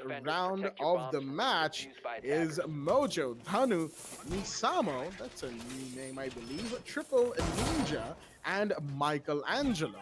Apparently, Misamo may or may not be Shulker from what I'm getting to hear, but of course we're going to need a little bit of a harder confirmation on that, so we'll get back to that when we do. The first round is going to be on first floor dining and kitchen. From the side of ESM Elite, not really too surprising, all things considered, as we've seen this before. Teams going up against Union Gaming try to throw them off on the attack by picking sites that are not, that are not really conventional as opener sites. But even then, it's going to make things a whole lot more interesting. UG will certainly be reading into this in the very first round as Action Phase comes in. And we're seeing an ace pick already. Hard Breacher, standard stuff. Sandy with the Blackbeard. That's very interesting. Blackbeard is available, of course, today on Villa. Not too surprising. But you usually don't see Sandy play this operator. He likes his Zophias, he likes his Ash, but both of them have been taken by EX7 and Jittery, so I guess he's going to go onto the Navy SEAL. It's going to make things a whole lot more harder, if you will, for the side of the defense. Blackbeard, of course, we all know, a very divisive attacker in all forms of the word, as Misamo, who is apparently confirmed to be Shulker in this situation, holding on second floor, is being pushed from the windows, and oh boy, try to make a break for it. He's going to go down, the first body to drop, 5v4 at the 2-minute mark. A very unfortunate situation for the Jaeger, most definitely. Just looking to get himself into cover, caught off guard, and one more to that. Danu will get taken down as well. That's going to be a double kill coming in quickly enough from the side of Union Gaming. You see them getting the roam control quite nicely. Honestly, you're getting to see them take the top row control into 1 minute and 40 remaining. A C4 comes out. That's not going to claim anything. Mojo on a failed attempt, and maybe, oh, there you go. He still connects up with the headshot anyway.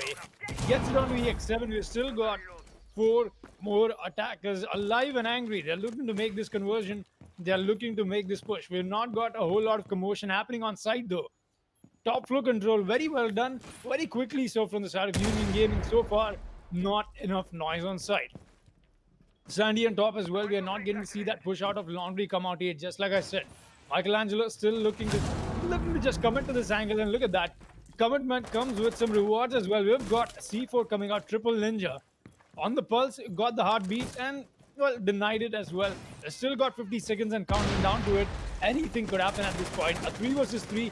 Again to see a maybe, just a maybe, a possible flank coming in from the side of Astro. with the retake of the top floor taking in. No, that won't be the case. Parker shuts him down. Triple Ninja taken off, and we're getting to see the smokes come out on the side. It's going to be a quick plan that they'll look to attempt, but they've still got two defenders to worry about. Never mind. Make that one. Spark on his double. He finds 2 kills for the round. It's definitely a very quick UG round. There you go. As I happen to speak about it, they make my words matter a little bit more. A quick UG round indeed.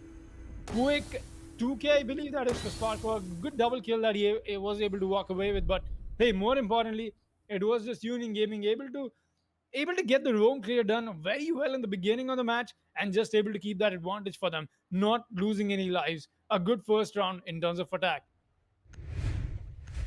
A very good first round in terms of attack. All things considered, they may have lost 2 bodies, but they still did well, like making the situation their own and winning the first floor site. Unfortunately, the little attempt at going to kitchen first will not work out for the side of the defense. ESM Elite losing the very first round. They'll head to second floor Aviator instead on the second round to try and make amends for the first. Round 1, of course, it's not really too surprising that ESM trying something a little different didn't exactly go their way.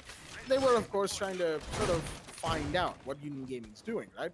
How they will be attacking this map. That's what we see when it comes to these higher tier divisions, where the teams are constantly trying to figure out what the enemy team is doing, and especially in the early game, that leads to some interesting round conversions and mid to late game adaptation, And I believe the previous match between Valiant and Demon's Force was also a sort of an example of that. Both teams were adapting in terms of their operator picks, maybe not so much in their push strategies. Both teams were sort of trying to go in from the same area. We talked about that in that match itself, but it still made for a very interesting game. So, I'll give it up. There's pros and cons to nearly everything being done in any given situation in Rainbow Six. Situations have their advantages and disadvantages, and both sides will have to be more than aware of what they bring out. Sparko, I believe he neatly had a wall bang right there onto one of the defenders holding inside of Statuary. The drone will come in from the Jackal. He's going to see the man, the FBI defender, Triple Ninja, all the way out there. Shots will not be fired through that wall, interestingly enough, but no, the pulse fires back, and Sparko takes a bit of damage right there. That's a good play, or an attempted good play by Triple Ninja, but he has to be very careful on that wall as he is still trying to get that kill. More support is coming in, but Sandy will come in from the back and finish him off, while EXO gets taken down by Shulker, who gets refragged by Jittery. A little unfortunate right there. I believe Shulker decided to run out of Fox window or somewhere according to his liking. Unfortunately, he got taken out very quickly as well. 4 versus 3 ESM. The body trade not quite working in their favor, seeing as they are now down a Jaeger and a Pulse to make things just that little bit harder, as we see Mojo holding on red carpet stairs, I believe, as the Echo. That's a very interesting position for a defender as good at plant denial as the Echo is to be playing in, while you have the Melusi, Dhanu, and the Smoke, Michelangelo, sitting inside of sight. Repel goes out to the 90 window as Jittery is going to try and make that area his own, but it's being watched, and pretty heavily. Jackal track goes out. That is Dhanu being tracked. He's inside of vault. Fairly safe, all things considered, but we have smoke grenades going off from the side of the attack. They're trying to go for the push, but Sparko all the way down on first floor. He's going to come up very quickly to give his teammates some cover. He's doing exactly that. Study window being taken care of, making sure that the memorial hallway is at the very least held. Maybe not. He's gone towards the door all the way, looking for footprints, and Mojo, in the meanwhile, on landing, is going to make things just that little bit tougher. Beats going for it. He's gone for the plant, but the impact's coming out. Beats taking a bit of damage right there, but he's still going for the plant. Now he's in the sights of the Echo Drone. Intel's being given away. Can the plant be denied? Yes, it will be. He sees the Echo Drone, but yeah, he tries to go for the plant. I think that was a little bit of a mispressed button right there, but even then, Beats going for it. Is there a C4 to deny him? No, there's Hanu to deny Beat. The plant will not not be happening for now. Not with the Malusi still inside a vault. Can he get a second? No, Sandy comes in, takes him down instead, and now the 3v2 plant is happening. Michelangelo has to come and stop the plant somehow. Will he be able to? Yes, he does! And it's a down. Jittery has to get the plant off now. Sparko has to cover, and Mojo is the last man standing. He's coming in to try and deny it. Can he get the plant or no? He only sees the down sled, gets him, and takes some damage in return. Not quite. Sparko didn't exactly get it, but Jittery, what? Well then,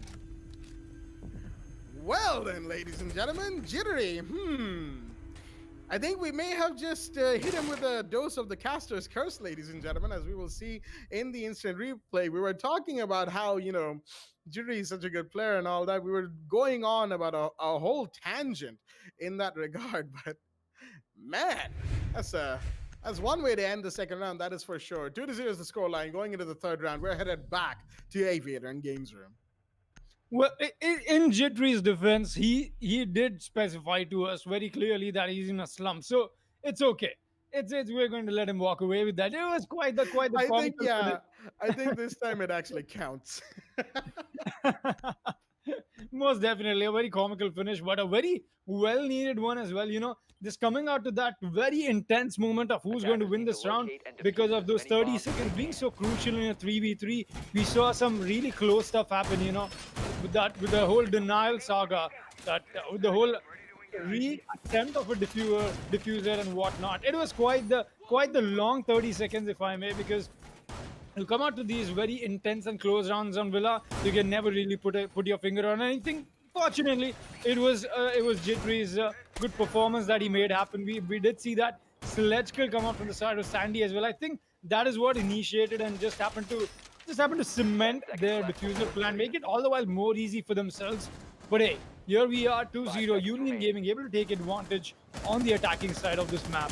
Just beautiful 2-0 into this match. Let's see what the side of ESM has to offer. Well, for now, I'm seeing a fairly standard turnaround from the side of ESM Elite. Nothing too different, but we do have the Mozzie coming in this time from Triple Ninja. That's going to make for an interesting play as, you know, stealing drones from the attackers, especially when they desperately need intel going for the push, is going to make things a whole lot harder for Union Gaming, a team that, while they can make do with aggressive plays, they like to have intel just to, you know, put some precedence on those plays. They want to have those intel pieces, but EX7, oh dear me, survives the gunfight. Looks like the man I was talking about is going to go down first. Triple Ninja with the Mozzie taken care of, as the pass will be marked, taken care of as well. Well, a little unfortunate. I do apologize to Triple Ninja because I was sort of going off about how the Mozzie, Intel, and all that, and he's the first one to go down. Caster's Curse is really hitting hard today, ladies and gentlemen. That, I believe, both Foxy and our admin here can agree on. But for the time being, with a man down, ESM Elite looking a little less than stellar, if you will. EX7, of course, very low on HP. He's going to have to be pretty careful about which gunfights he goes for. It's 90 always being droned out. Beat knows that there's a Jaeger in that position, and the man Misamo, i.e. Shulker, is going to fall back nice and quickly, but his footprints are going to give his position away. Spark gets the scan off, but will it matter? Well, it kind of will. Shulker is trying to still dance around that traditional hallway area, but meanwhile, Jittery is going for some vertical plays right now. Not going to get anything off of that just yet. Has to watch landing because there is somebody still there. That's Mojo trying to take a kill, but he won't be able to. Unfortunately, the MP5 SD will only give away his position. Excuse me, there. Minute remaining on the clock as ESM's defense is slowly starting to consolidate their positions. Union Gaming may yet have something to say about that. Most definitely, we are still looking at that utility clearance of phase. We've not got a whole lot of pushes happening, at least not yet. Some pre-fires and some fights did come in, but no conversions except for that first kill onto the Mozzies. Most definitely, EX7 will not be able to take any gunfights here. It's not the best of things to be taking, but hey, it's EX7. He's still going to be attempting to go for it. He's still going to be attempting to, you know, just happen to provide more than what his role is. As I happen to speak about it, he gets taken out, and that's going to be the kill from Shulker coming out. We still got the refract coming in. When Lucy, very predictable are running, coming in from the side of 90. Jittery is going to be the one to shut him down. We've got a team kill. Michelangelo onto Misamo, quite interestingly so, and Yuji just takes advantage of it. Rushes onto site and gives them the cleanup. It's going to be Yuji back to back. 3 rounds, people, a hat trick for themselves. It's quite the stuff, honestly. You see them come out with the denial that is ESM Elite. It's not the best of defensive strategies that we've seen so far. It's most definitely working out until a certain extent. When it's coming down to gunfights, it's UG who's able to gun them down just like that. 1v1s, most definitely UG. Oh, most certainly. 1v1s and sheer gunfight potential. Union Gaming has been taking it more than enough times to win a round.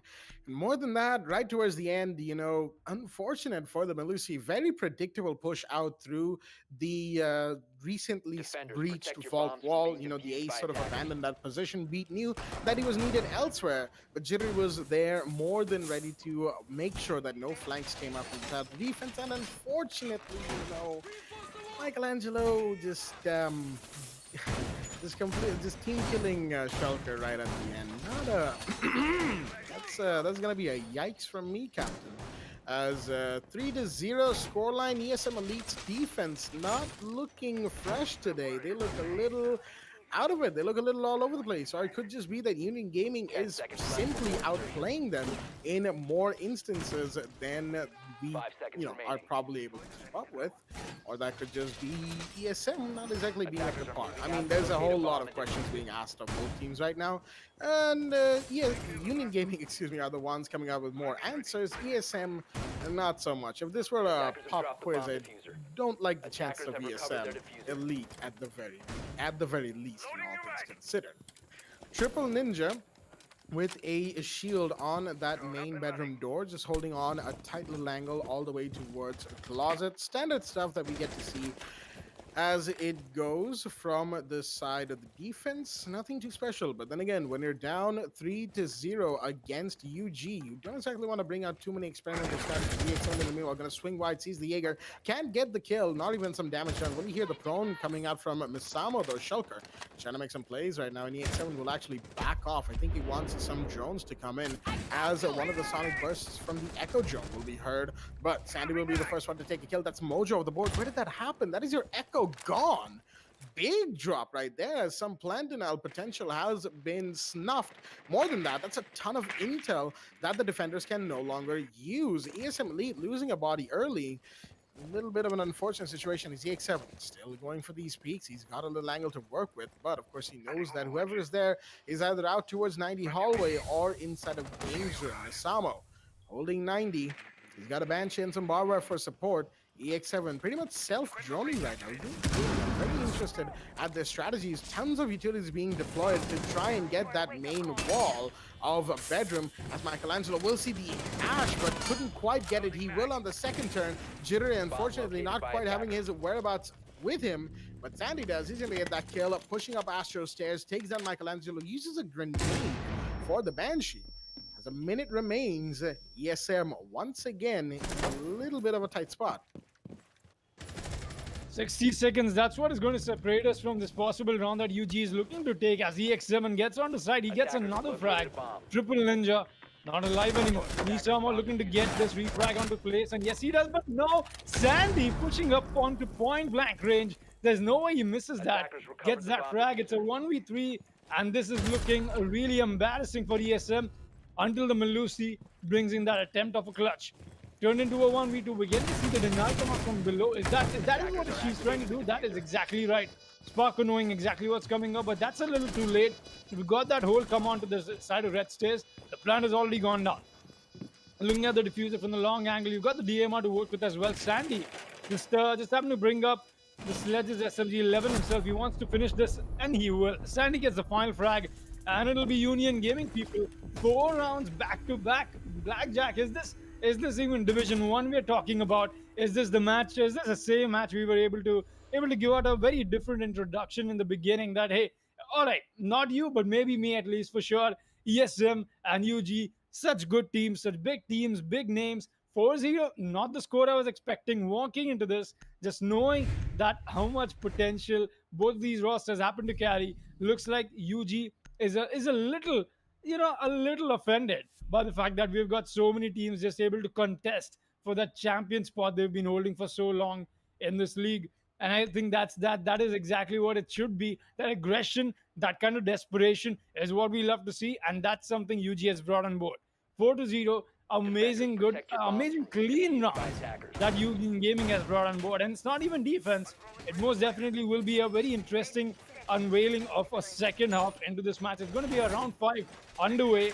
Let's see what they happen to bring out.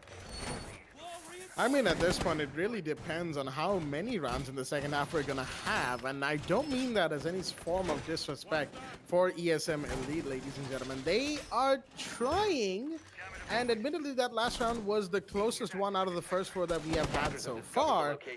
Even then, cutting it close isn't exactly going to be reflected in the statistics. We say this a lot for matches that, on paper seem to have been fairly easy for one team, right? 7-1s and 7-2s and whatnot.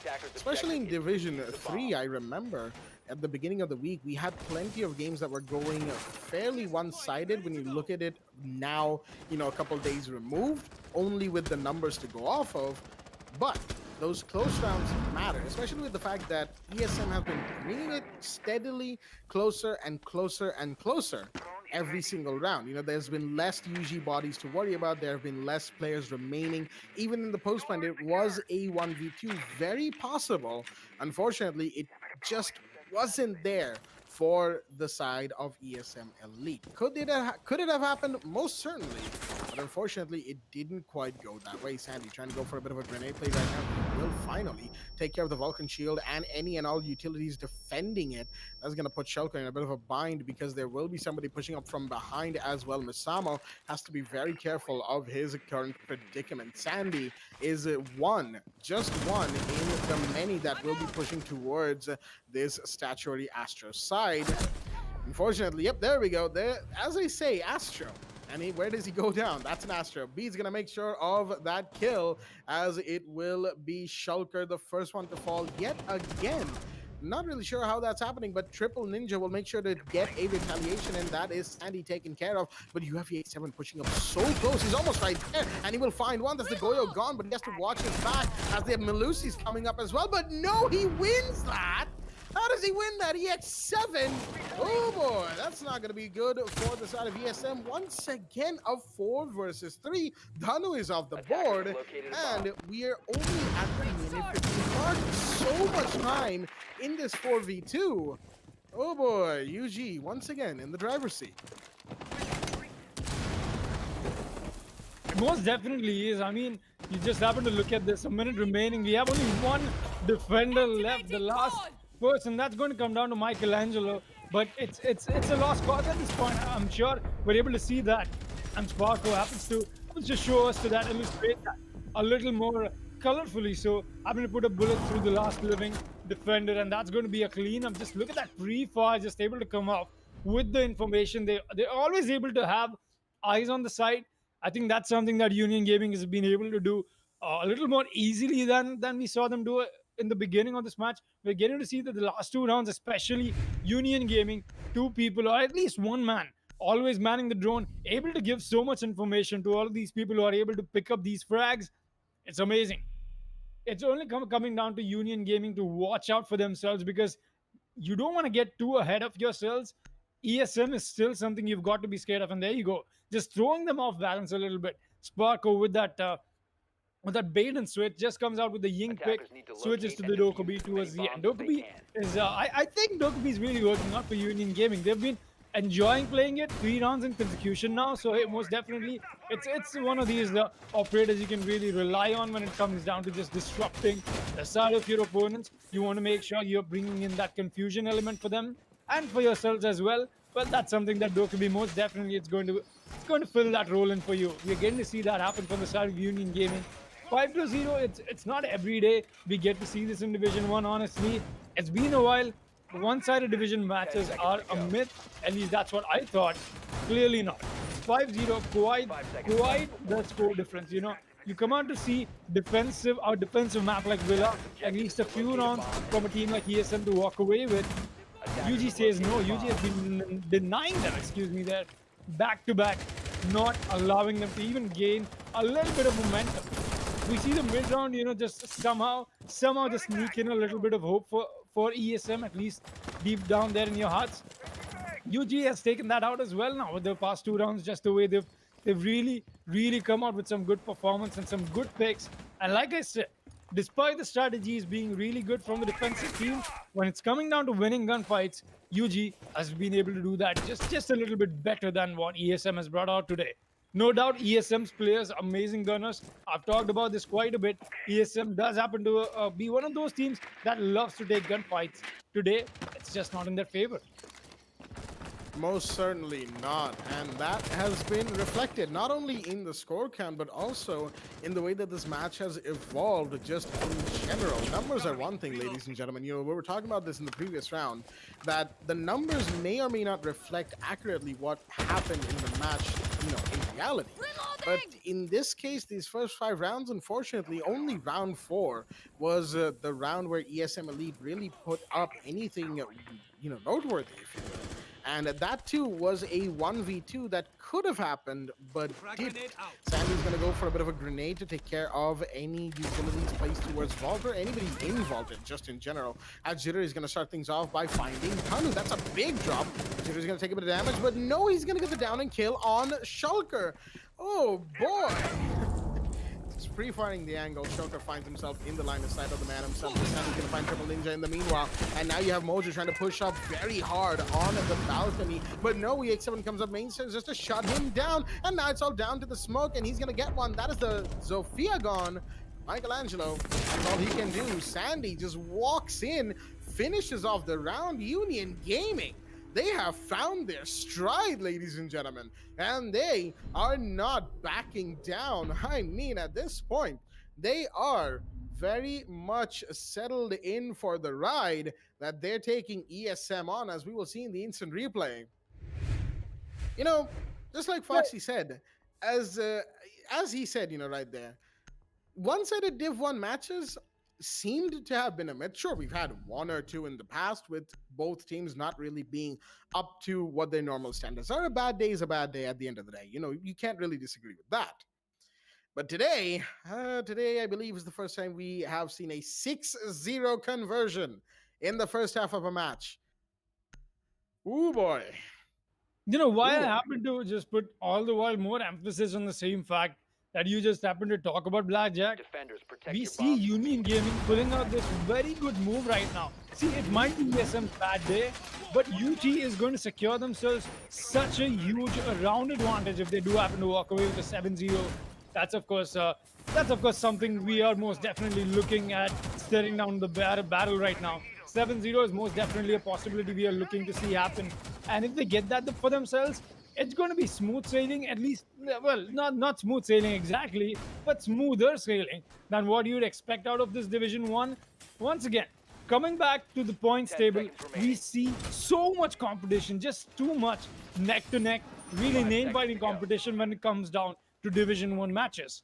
And just the way it is, Union Gaming, once again turning out to be that relentless, that just that one team we get to see them putting out, going the extra mile, just able to get themselves that early advantage into the new season.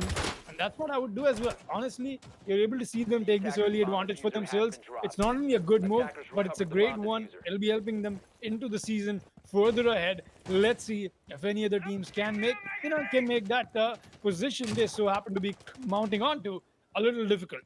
Right now, it's going to come down to Sandy just watching this possible angle that he might be able to find Triple Ninja at, but not yet, not now. It's a very, very expected one. It will get checked at some point or the other. We've got 4 attackers right outside waiting to make the push, and Triple Ninja will find the first frag. Or did that kill come in or not? No, Mojo was the one who walked away with it, and that'll be Sandy take it off the board. ESM, like I said, people, don't really need to get too ahead of yourselves. UG looks like they just did, and they're paying the price for it. 5 versus 3 make that.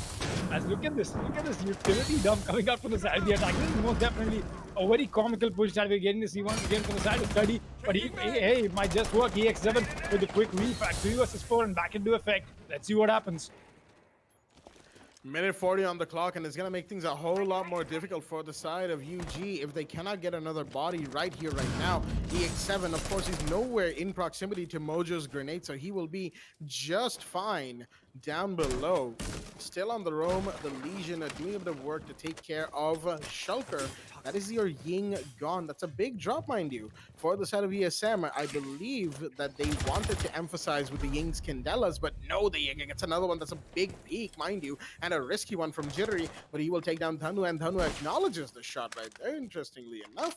A little bit of sportsmanship between both sides as the man count has been equalized, but more importantly, time's being wasted, and Jittery, he's not wasting time. He's going to get another one. That's Mojo taken care of. And can you stop this man? Well, apparently you can indeed. That is one from Michelangelo, but Triple Ninja will go down as EX7 takes another kill. It's all down to the ace. Last man standing inside of Study, trying to get in to site somehow. He's got the diffuser, but he has to go through the door, and that door is being watched. Goo mines are going off. That's going to give him a little bit of an auditory cue. Michelangelo is going to make that soft breach just a little bit wider using his own summer breaches. He has no choice in this situation. He needs to get into site somehow, and he will do just that. Beat an EX7 waiting in the wings. You hear the plant going off. It's going to push up, but the shot fired is going to force Michelangelo off the plant, and EX7 will be the one to take the kill. He was the one that took that first shot that forced the ace off the plant, and he's the one that takes the kill, as we will see in the instant replay. Ladies and gentlemen, what a game, and what a very interesting game indeed. It is a 7-0 for Union Gaming. Let me repeat that. 7-0 for UG. ESM Super absolutely demolished today. 10 kills to Jittery as well. He performed at his best. Well, I say best. I guess now, having seen the match and all things considered, he's gone double digits again. But I kind of, understand it a little more why he's been saying that he's in a slump as of late. That second round shot, nobody's actually about to forget that one. Let's be real here. But point at hand, ladies and gentlemen, and an insanely good first game for the side of Union Gaming. Just like Foxy said, that's going to put them on a +7 round conversion rate in their very first match. That is huge. You don't see +7 round conversion rates until at least day 3 when it comes to Division 1. UG will have a massive lead going forward from here, and if they manage to take more games, just win them. They don't necessarily have to even steamroll teams anymore. If they just win them with 3 rounds or 4 rounds differences, they will be the undisputed leaders of Season 4, just like they seem to want to be. And it's going to be a very interesting one, as we will go into relive the moment to talk about the match that we just had on hand. I mean, there's nothing about this match that we already haven't said. Wouldn't you agree, Foxy? Honestly, Blackjack, it's Division 1. I've told this quite a bit, I think, at this point. I know everybody knows at this point it's most definitely Division 1. But coming into this match, I was prepared, that hey, it's good. It's going to need more energy. It's going to go too many rounds. I've got to expect that. What did we just get to witness? 7-0 and in like this. I mean, it did not come down to even close rounds, right? We saw some rounds that were close, most definitely. Like this one, we get to see right now. Jittery with the kill on the pistol towards the end on the Echo. It was very quick enough. But UG, they were so good on attack. We got to see them always walk away with a 2 versus 1 or a 3 versus 1 towards the end of each round. That's good. That's a place you want to be at, especially when a map is like Willa and you happen to be on attack. That's just amazing. Honestly, there's no takeaway from this match, just in general, as I happen to speak about, hey, the attack was good this round in specific.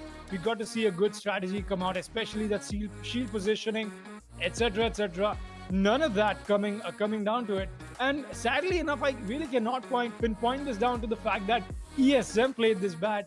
I cannot really say that because you see UG definitely did some things better than what you would expect. out of an attacking team on Villa, I guess. That's something I think is most definitely very impressive. And hey, UG very rightfully so. They got the victory. The score is evident of their performance. I really don't need to add anything more to that. I mean, yeah, 6 rounds back to back on attack on Villa. I mean, wow. ESM Elite certainly were firing back every now and again. That is for sure, ladies and gentlemen. But at the end of the day, Union Gaming completely outperforming them in every single sense of the word. You've had this is basically a Union Gaming that is not joking around, ladies and gentlemen. They are really here to play. At least they were for this game, as that has been the second match of the night. UG doing very, very good work, 7-0 against the side of ESM Elite. And that is quite the contrast from the 7-5 that we had between Valiants, well, 7-4 actually, that we had between Valiants and Demon's Force. Demon's Force not really doing well in the very first game of the season, but it's, I guess, a mirror of what they did in Season 3. As in Season 3, they also had a little bit of a messy start, if you will, but they managed to get within that top 4 right towards the end, so they could pull off a surprise turnaround right towards the end of the season. It's very much possible when it comes to this division, ladies and gentlemen. Div 2, Div 3 in the previous season were also very interesting to look at, especially Division 2. I mean, wow, that was a table and a half. But Div 1 was just on excuse me, right there, on another tier, as they always are.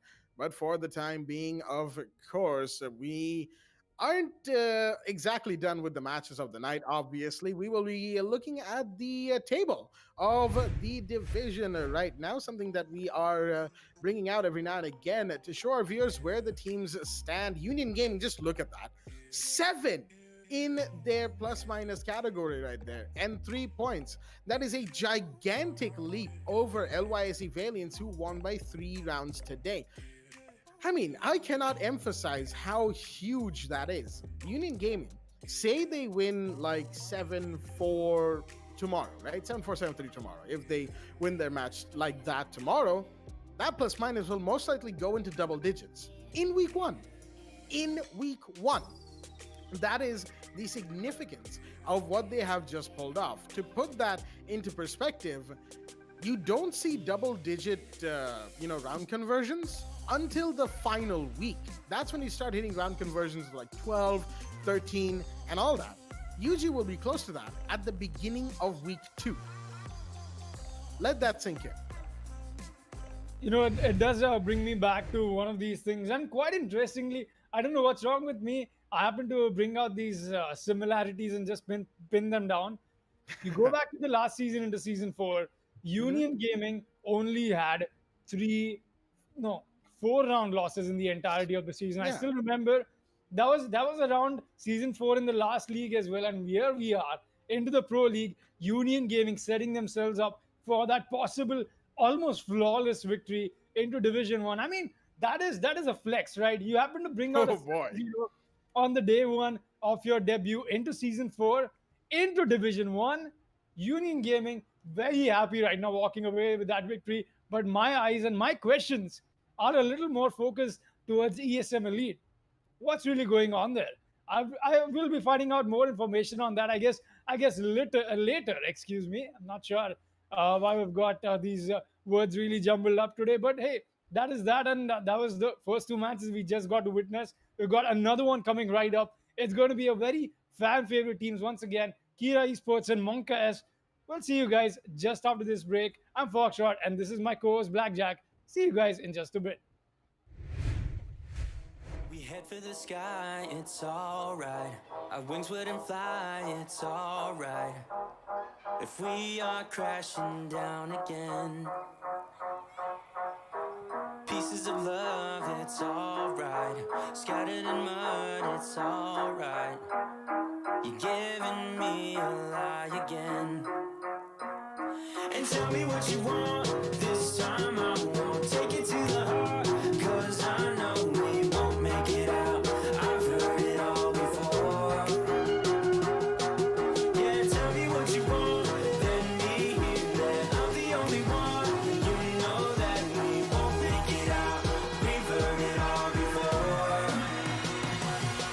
alright.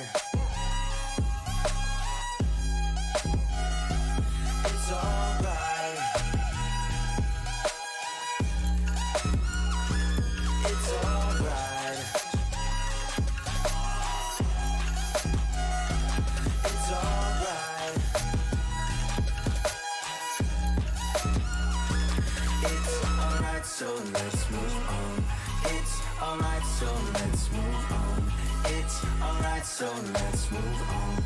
It's alright, so let's move on. It's alright, so let's move on. It's alright, so let's move on.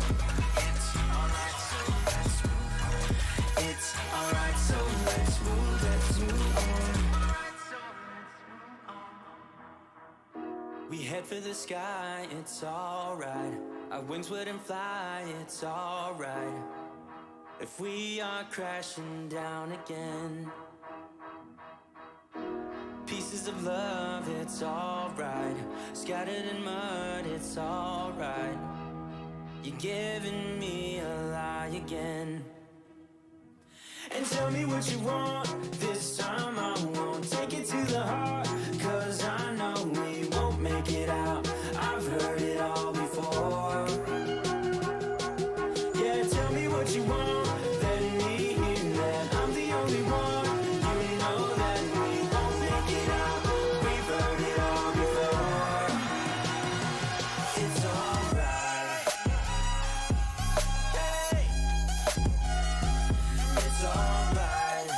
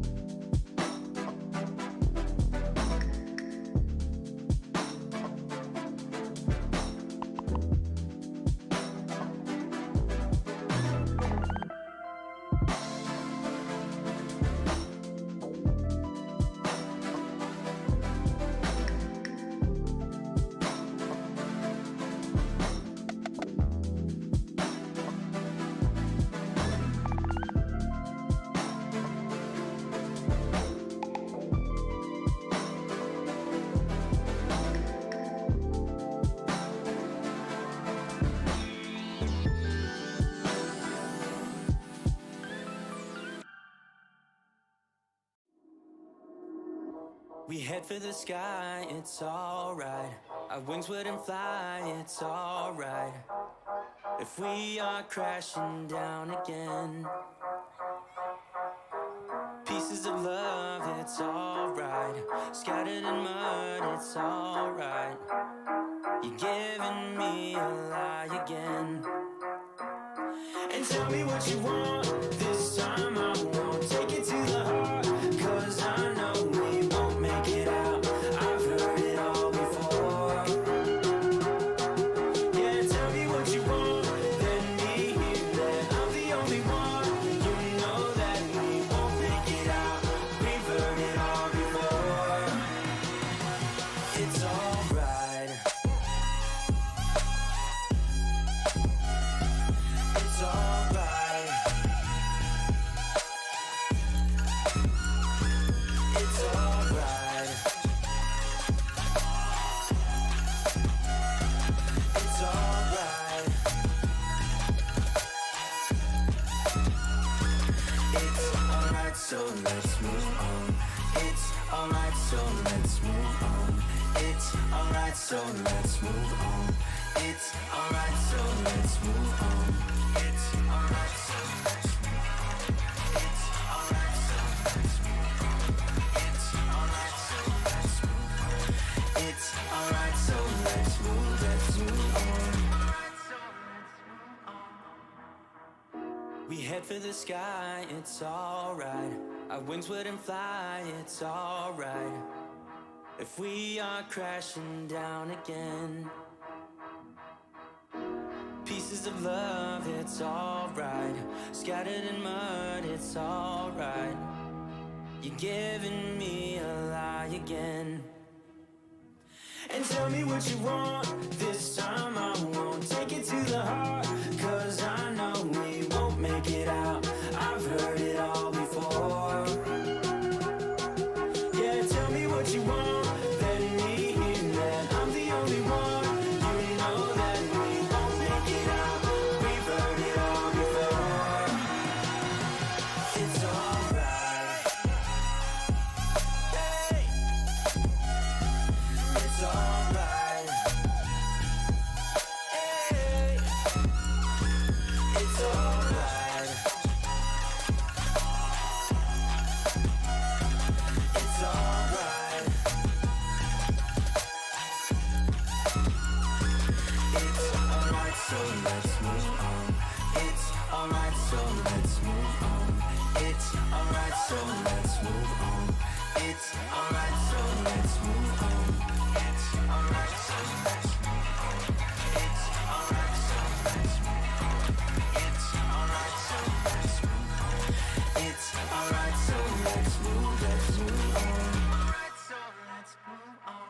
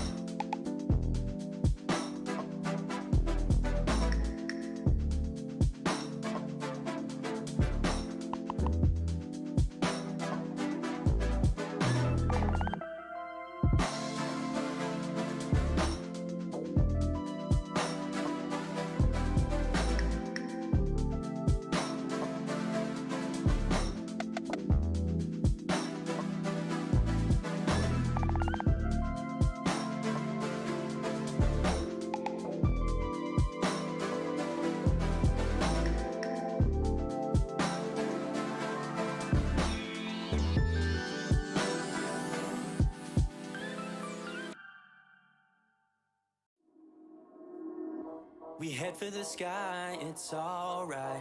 Our wings wouldn't fly, it's alright. If we are crashing down again, pieces of love, it's alright.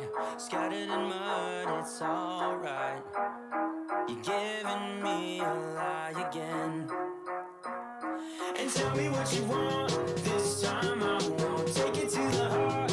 Cause I know we won't make it out, I've heard it all before. Yeah, tell me what you want, let me hear that I'm the only one. You know that we won't make it out, we've heard it all before. It's alright. It's alright. It's alright. It's alright. It's alright, so let's move on. It's alright, so let's move on. It's alright, so let's move on. It's alright, so let's move on. It's alright, so let's move on. It's alright, so let's move on. It's alright, so let's move on. It's alright, so let's move on. We head for the sky, it's alright. Our wings wouldn't fly, it's alright. If we are crashing down again, pieces of love, it's alright. Scattered in mud, it's alright. You're giving me a lie again. And tell me what you want, this time I won't take it to the heart. Cause I know we won't make it out, I've heard it all before. Yeah, tell me what you want, let me hear that I'm the only one. You know that we won't make it out, we've heard it all before. It's alright. Hey. It's alright. Hey. It's alright. It's alright. It's alright, so let's move on. It's alright, so let's move on. It's alright, so let's move on. It's alright, so let's move on. It's alright, so let's move on. It's alright, so let's move on. It's alright, so let's move on. It's alright, so let's move on. Alright, so let's move on.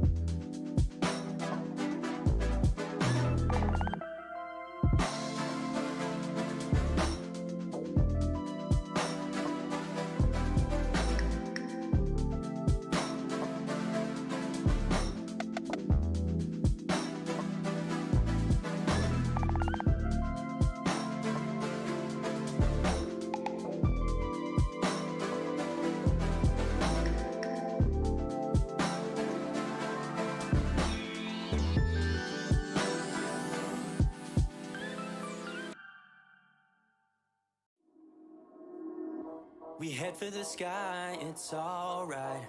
Our wings wouldn't fly, it's alright. If we are crashing down again, pieces of love, it's alright. Scattered in mud, it's alright. You're giving me a lie again. And tell me what you want, this time I won't take it to the heart. Cause I know we won't make it out, I've heard it all before. Yeah, tell me what you want, let me hear that I'm the only one. You know that we won't make it out, we've heard it all before. It's alright. It's alright. It's alright. It's alright. It's alright, so let's move on. It's alright, so let's move on. It's alright, so let's move on. It's alright, so let's move on. It's alright, so let's move on. It's alright, so let's move on. It's alright, so let's move on. It's alright, so let's move on. We head for the sky, it's alright. Our wings wouldn't fly, it's alright. If we are crashing down again, pieces of love, it's alright. Scattered in mud, it's alright. You're giving me a lie again. And tell me what you want, this time I won't take it to the heart. Cause I know we won't make it out, I've heard it all before. Yeah, tell me what you want, let me hear that I'm the only one. You know that we won't make it out, we've heard it all before. It's alright. Hey. It's alright. Hey. It's alright. It's alright. It's alright, so let's move on. It's alright, so let's move on. It's alright, so let's move on. It's alright, so let's move on. It's alright, so let's move on. It's alright, so let's move on. It's alright, so let's move on. It's alright, so let's move on. Alright, so let's move on.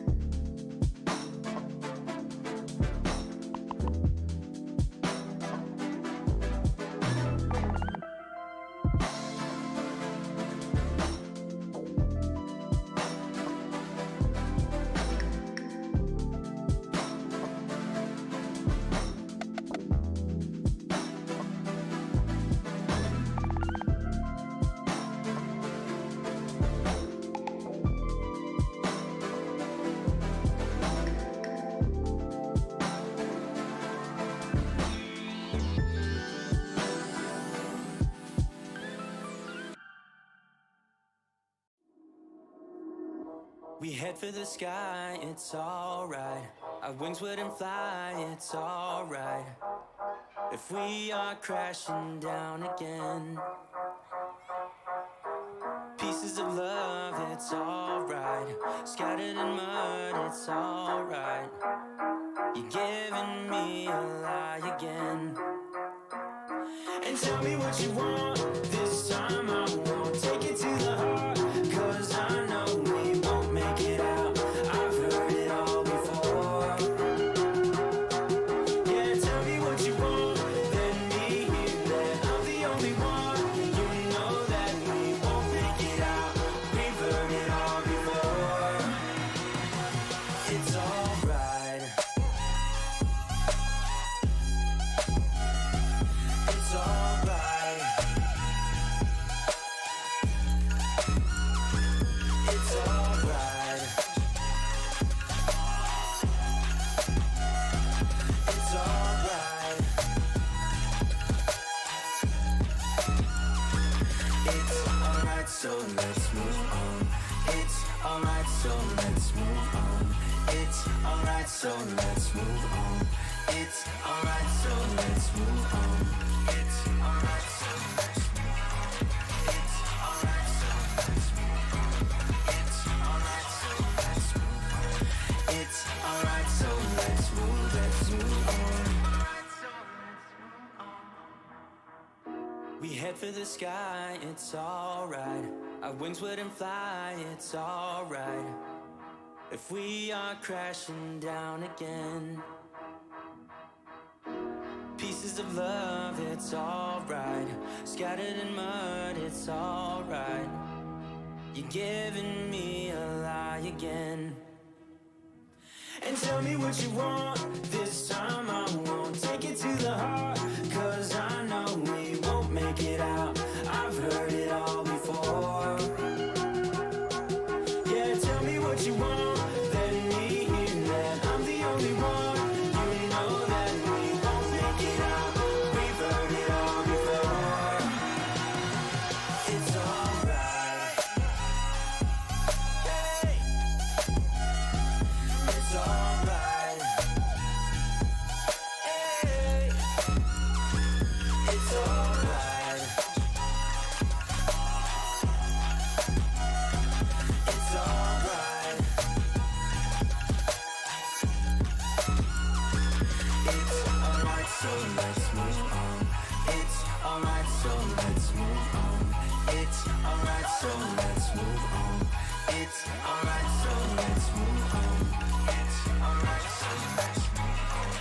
It's alright, so let's move on. It's alright, so let's move on. It's alright, so let's move on. Alright, so let's move on.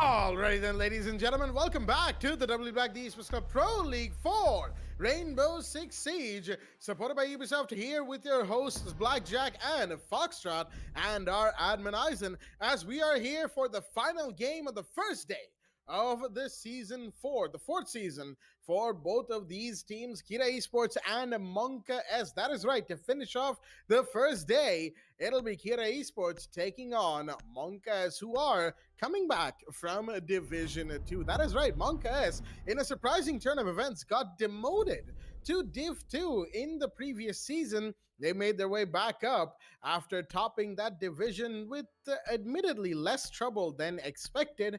But then again, Div 2 in the previous season was a slightly more chill Div 2 than we're used to seeing as well. Not this season, though, of course. That fight's shaping up to be quite the doozy. But more on that later on when we go to week 2. For now, we'll join our players here in the ban phase of the map of Clubhouse, as the bans have already gone through very standard bans as well from both sides. Maverick, Thatcher, and Kaid being the ones taking care of it. Excuse me for the pause right there. And Monkas have the final ban on the map today. And overall, you know what we're seeing, nothing too special. Maverick and Thatcher, you don't want the hard breaches to have all the advantage. And then you have the Kaid to retaliate for those first two bans, because without him, as in, without the Kaid ban, there's no way for the attackers to actually breach certain walls and certain sites without absolutely exposing themselves to other defender-held angles. The final ban, however, is an interesting one. Goyo will be the one to be banned from the side of Monka S. They don't want to play around with the Vulcan shields, and they don't want to let the side of Kira Esports play around with those Vulcan shields either. Speaking of which, let's have a look at both the rosters that are here in the lobby for ourselves today. From the side of Kira Esports, we've got Shinra, Rats, Rattler, Deathmar, and Dr. Dang. And from the side of Monkas, we've got Buckinator, Lusty Boy, Cruzy, Jora, and it is what it is, as they say so all the time. The first site in the very first round is going to be second floor CCTV and Cash. And I've kept the man from the mic long enough. Foxy, take it away. Well, quite interestingly, so we've got ourselves both of these teams, amazing ones, and it's good to watch few of my personal favorite players, both in the same lobby. You've got Jora, you've got QB, you've got Rats, Rattler, everybody here in this match. It's most definitely going to be one of those moments where I do happen to come across appreciating these players a little bit more than I should usually, but hey, it's just the plays that they've been putting on back to back, and quite evidently, so it's been theirs for the taking. Let's see this match though in specific. Who's the set going to be for the taking? That's exactly what we're here to find out. QB already in the beginning. It is what it is. It is a spawn peak as of now that is coming out from him. So it's going to be a very interesting one because there's nobody actually there to challenge him. You've got the spawns coming in, but not from this side around. I think the side of Kira Esports we're expecting a possible different side, but here we are finding ourselves into a CCTV push that'll slowly make up to it, and we'll slowly get there as we happen to move ahead into this match. We've got the dog being played. It's been a while since we've seen the dog come out. A very standard strategy for anybody who wants to stay up on the side of garages. We've not got a whole lot happening except for that though. Dr. Dang on the hard breach along with Shinra. That's going to be a win for the people who are just joining us and just don't know. I myself did not the last time around until the match was over. And I just went on appreciating Shinra so much only to realize he's Avim. But here we are. That does not mean that, hey, if it was Avim, I would not have appreciated. He definitely deserved all of that appreciation. It's just that I did not find that out until the end of the round. That's it. But here we are. I think, on that same trend, just to intervene for a second, like how you realized that Shinra was Avim very late into that game, you realized that the way you phrased that also didn't bode too well for what you were actually saying. But in the meanwhile, it is what it is going to find one. That is Deathmer of the board, and it seems I will be taking over in this situation. I do apologize, Foxy. It was a little bit of an odd transition, but going into the situation at hand, we've got the Jaeger low on HP, excuse me, right there. But unfortunately, it seems that the Stelma breaches of the Ace have not gone through the way he quite wanted it to, because there is a very noticeable metal strip sitting there right between the two gaps that have been made by the breaches. Unfortunately, that's not going to allow any attack to pass through. That's why Hibana will be using 3 of her Exkyros pellets. Well, shooting out 4, but only getting 3 to land and requiring only 3 to land just to open up a little entryway But it seems that that has not worked, unfortunately, for the side of the attack. Kira Esports, very messy, all things considered, but a kill will be confirmed. The Valkyrie goes down. That is going to be Sean taken care of, but Rattler walks in. He's going to get taken down. It is what it is. Gets a triple. Hello. He gets a fourth. It's a quad for the man, and it's all down to the last man standing outside of construction, but no! Jora denies the ace. Oh, boy, it could have been so many things for that one man. But Jora will come in, get the final kill. That's what matters most in that situation, as the round will go the way of Monk S on the defense, as we will see in the instant replay. It is what it is, as they say, coming around from that red stairs hallway and securing himself a fantastic triple kill, going into his own quad kill streak. That's a 4K for the books and a contender, potentially speaking, for play of the week. We did see it from the attacker's perspective, of course, but I think it still checks out, all things considered. Just putting food for thoughts in our admins' minds in the background, as they will be the ones to decide the clip, of course. But right now, Basement Church and Arsenal Room will be the site of choice. The Smoke gets sixth pick in out of the Echo. Interesting decision from Monka S, but that just sort of feeds into the notion that teams are at this point more used to playing without Echo than they are with. So, changing out the Echo is probably a decision that will help Monkas in the long run, and Echo's slow return to the competitive meta will be, still slow, as it were. Right now with the second round going to the basement side, Kid Esports will have to look at their attack from the last round and realize that, it was a little bit too concentrated towards one side. Why do I say that? And, that's made me realize something else, but that's the thing that we'll talk about in just a little bit. Why I say they were a little too concentrated towards one side is, the entire push was practically through the construction CC window area and construction itself. Did the attackers breach site? Yes, I will give them that. They got in when they needed to, or wanted to at least, but unfortunately they did not cover that red stairs hallway, a very important facet of your attacking strategy. If you're going through construction, cover your red stairs hallway, because there will always be a rotate, there will be a defender trying to go for some flank plays, some smart plays, and if you're not covering it, you will get taken down. But Rats, in the meanwhile, will find Lustywear to start things off. A good kill, as the roaming Melusi will be the first to go down on first floor. But Rattler, interesting, he's been downed. Not sure what happened right there, but he will be picked up by Shinra. Nice and quickly of him going in, getting the revival done, making sure that no bodies are lost for the side of Kira Esports. Good initial kill. That first burst is there, but Rats, now he's trying to find the Jaeger. It is what it is. Can he find one? Yes, he does. Will he fall back? Yes, he does. Smartly, too. Taking that first kill and falling back. Well, actually, never mind. He's actually gone down. I completely misread that situation, ladies and gentlemen. Do forgive me, as the Jaeger was the one to go down. But anyway, so apologies for misreading the situation. Going back to the point at hand, 5 versus 3. Today's was in the lead. Good initial burst, but now they have to maintain this going into the actual site. Most definitely, that's something they'll have to look out for. A 5 versus 3 too early into this, if you'd ask me. Monka is looking to secure another one of it, and that refrag, just look at the bait and switch peak coming in from Buckinator himself. He knew exactly where that positioning was coming out from Rats, and Rats getting outplayed. A very good shot coming in from Legion as we happen to proceed towards the 60 seconds and closer towards the end of this round. We've not got a whole lot happening from the side of the attack either, but a really lovely setup I get to see from the side of Monka is giving them so much more space to work with. And as I happen to speak about it, Buckinator on the triple, all killed so far on this man, and the quad comes in from the man Buckinator. And look at this team. Monka gets another quad on the way. Man, it's been quite the QB plus Buckinator day so far. Oh, look at that.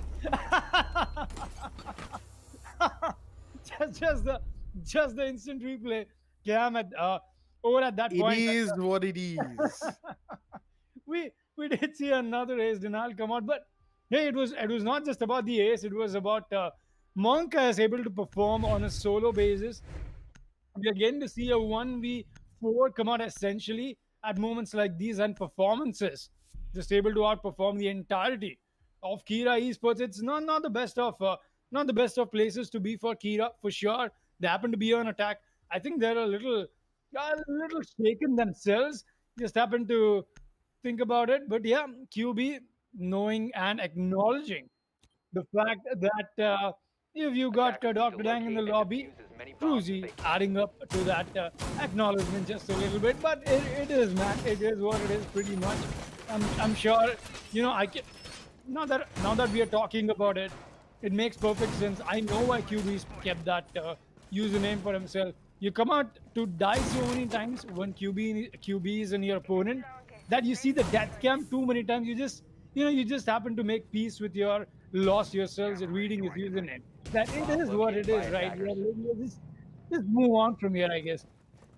10 seconds to insertion. I guess I have to give you that one. 5 Fuck, seconds. that was actually a pretty good analogy, all things considered. Making peace with the fact that you died and you don't even know how it happened. That is, it is what it is, at the end of the day. I'm pretty sure, much like Season 3's Birri and G, I'm pretty sure this is going to become the new Birri and G of this season, and it once again comes from our yours truly, Foxtrot's mouth. It's got to come out from here, man. The master of the dad jokes has indeed returned, ladies and gentlemen. It's always a fun time. He'll be here all night. For the time being, of course, the third round underway, 2-0 for Monka S as boy QB going for a bit of a peek through strip club. Not gonna get that, unfortunately. The sledge Deathamer hanging just a little too low for the pre-fire. Neck right there. But of course, that's going to scare Deathamer a little bit, make him reconsider his positioning. But looks like QB wants to go all the way into Dirt Tunnel to try and deny Jacuzzi Balcony. Good idea right there, but will he actually be able to find one? He just might, as the Hibana and the Ace will be getting the hard breaches done. Now, did that drone notice Cruzy is my real question. Because if it hadn't, and he took down that drone before it went away from bathroom, well, that's definitely going to give away his position a little bit too quickly. But he's actually abandoned bathroom because there's a summer breach going on right now. Ishan's coming for cover because there will be entry from there, but Deathamer is actually going to get that kill. Cruzy's inside of Jim. What is he doing? Deathamer's going to get the easiest kill of the round. That's a little unfortunate. Monk S, I believe, will have to take site retake right now because all three of their defenders are outside of this site. The plant is going to go off from Shinra as Lusty Boy is going to open up the logistics rotate now of all times. What is happening? It's a post-plant, 40 seconds remaining. As Lusty Boy goes out, UMP will not find one, unfortunately. He's just giving away his position, and Kida Esports knows that they just don't have to peek. They will just sit back, relax, enjoy. The timer going down as QB going for a big runner. Can he find one? Yes, he does, but it's a little bit too late. As a Rattler takes down Lusty Boy. In the meanwhile, 1v4 and the Jaeger on first floor. Ooh, Nelly, that's yeah, well, yep, there we go. He's gonna go down, and we're gonna end out this round with the ye old favorite. I guess it is what it is, ladies and gentlemen. The Jaeger will go down, and Monkas will lose a defensive round as well. This is going to make it 1-2 in favor of Monkas, all things considered. Gym Bedroom, not the best defensive idea, especially if all the attackers are sort of pushing in through one way, and you seem, as in Monkas, seem to have been defending for a completely different push that really never came, all things considered. And they're going to have to try and turn things around for this round. Well, they're not going to Gym Bedroom. They're going to CCTV, realizing that it is, in fact, open for them in the fourth round right now. They won it all the way back in the first round. They can go back to that again, and they definitely will, as this was a site that they took fairly well, mostly thanks to QB's efforts. The infamous ace denial as well. 2 ace denials to start off for Monkas. I mean, wow. Oh wait, I believe actually both was from Jora, wasn't it? I don't think Jora wants his teammates to get aces right here, ladies and gentlemen. I think he hates the ace term. I think maybe Jora is that overprotective teammate of not letting the advantage go away. And I don't blame him. That's a good play. We've seen so many teams come out into a 1v4 just turned into a 1v1. Jora just happens to. That is true. I think out of experience, he's like, let's not go that lane. You know, let's just take the advantage while we have it, and convert it. And I guess that's what does put Monk in the lead as of now, for sure. One round that Kira Esports was able to bring out. He just happened to talk about this, right? It's just the fact that I'm getting to see a little weird approach, honestly. You know, seeing these teams for quite a while now. It's Monka and Kira Esports, not the standard stuff that they like to bring out, but it's most definitely a little different from what I'm seeing, or maybe it's just the fact that I'm seeing them play up for a long time, and it's Division 1, so yeah, that change up in the new season energy is what might be throwing me off. Maybe it's just that, or maybe it is, of course, what I'm trying to convey. But coming back, you still not got to see QB go back on the Goyo, so if you would like to go back and recollect the times where we saw Tachanka Goyo come out on Clubhouse with some 2000 IQ, if I may, strategies of taking gunfights from QB, that somehow worked for him as well. Not seeing that come out yet. It's all fun and games still. QB is sitting on the bar hatch with 2 Goyo shields across, just displaced across the room. It's really difficult. You cannot really, fight against it. It's just one of those moments. Hey, what do I do here? What do I do now? That's those kind of moments we've not seen Kira Esports come out with yet. Or rather, if I may, we've not seen Monka put out that kind of counter-intelligence towards the side of Kira Esports. Not yet. Maybe we'll get to see as we have to go ahead. A minute and 20 left, and we've still got just some.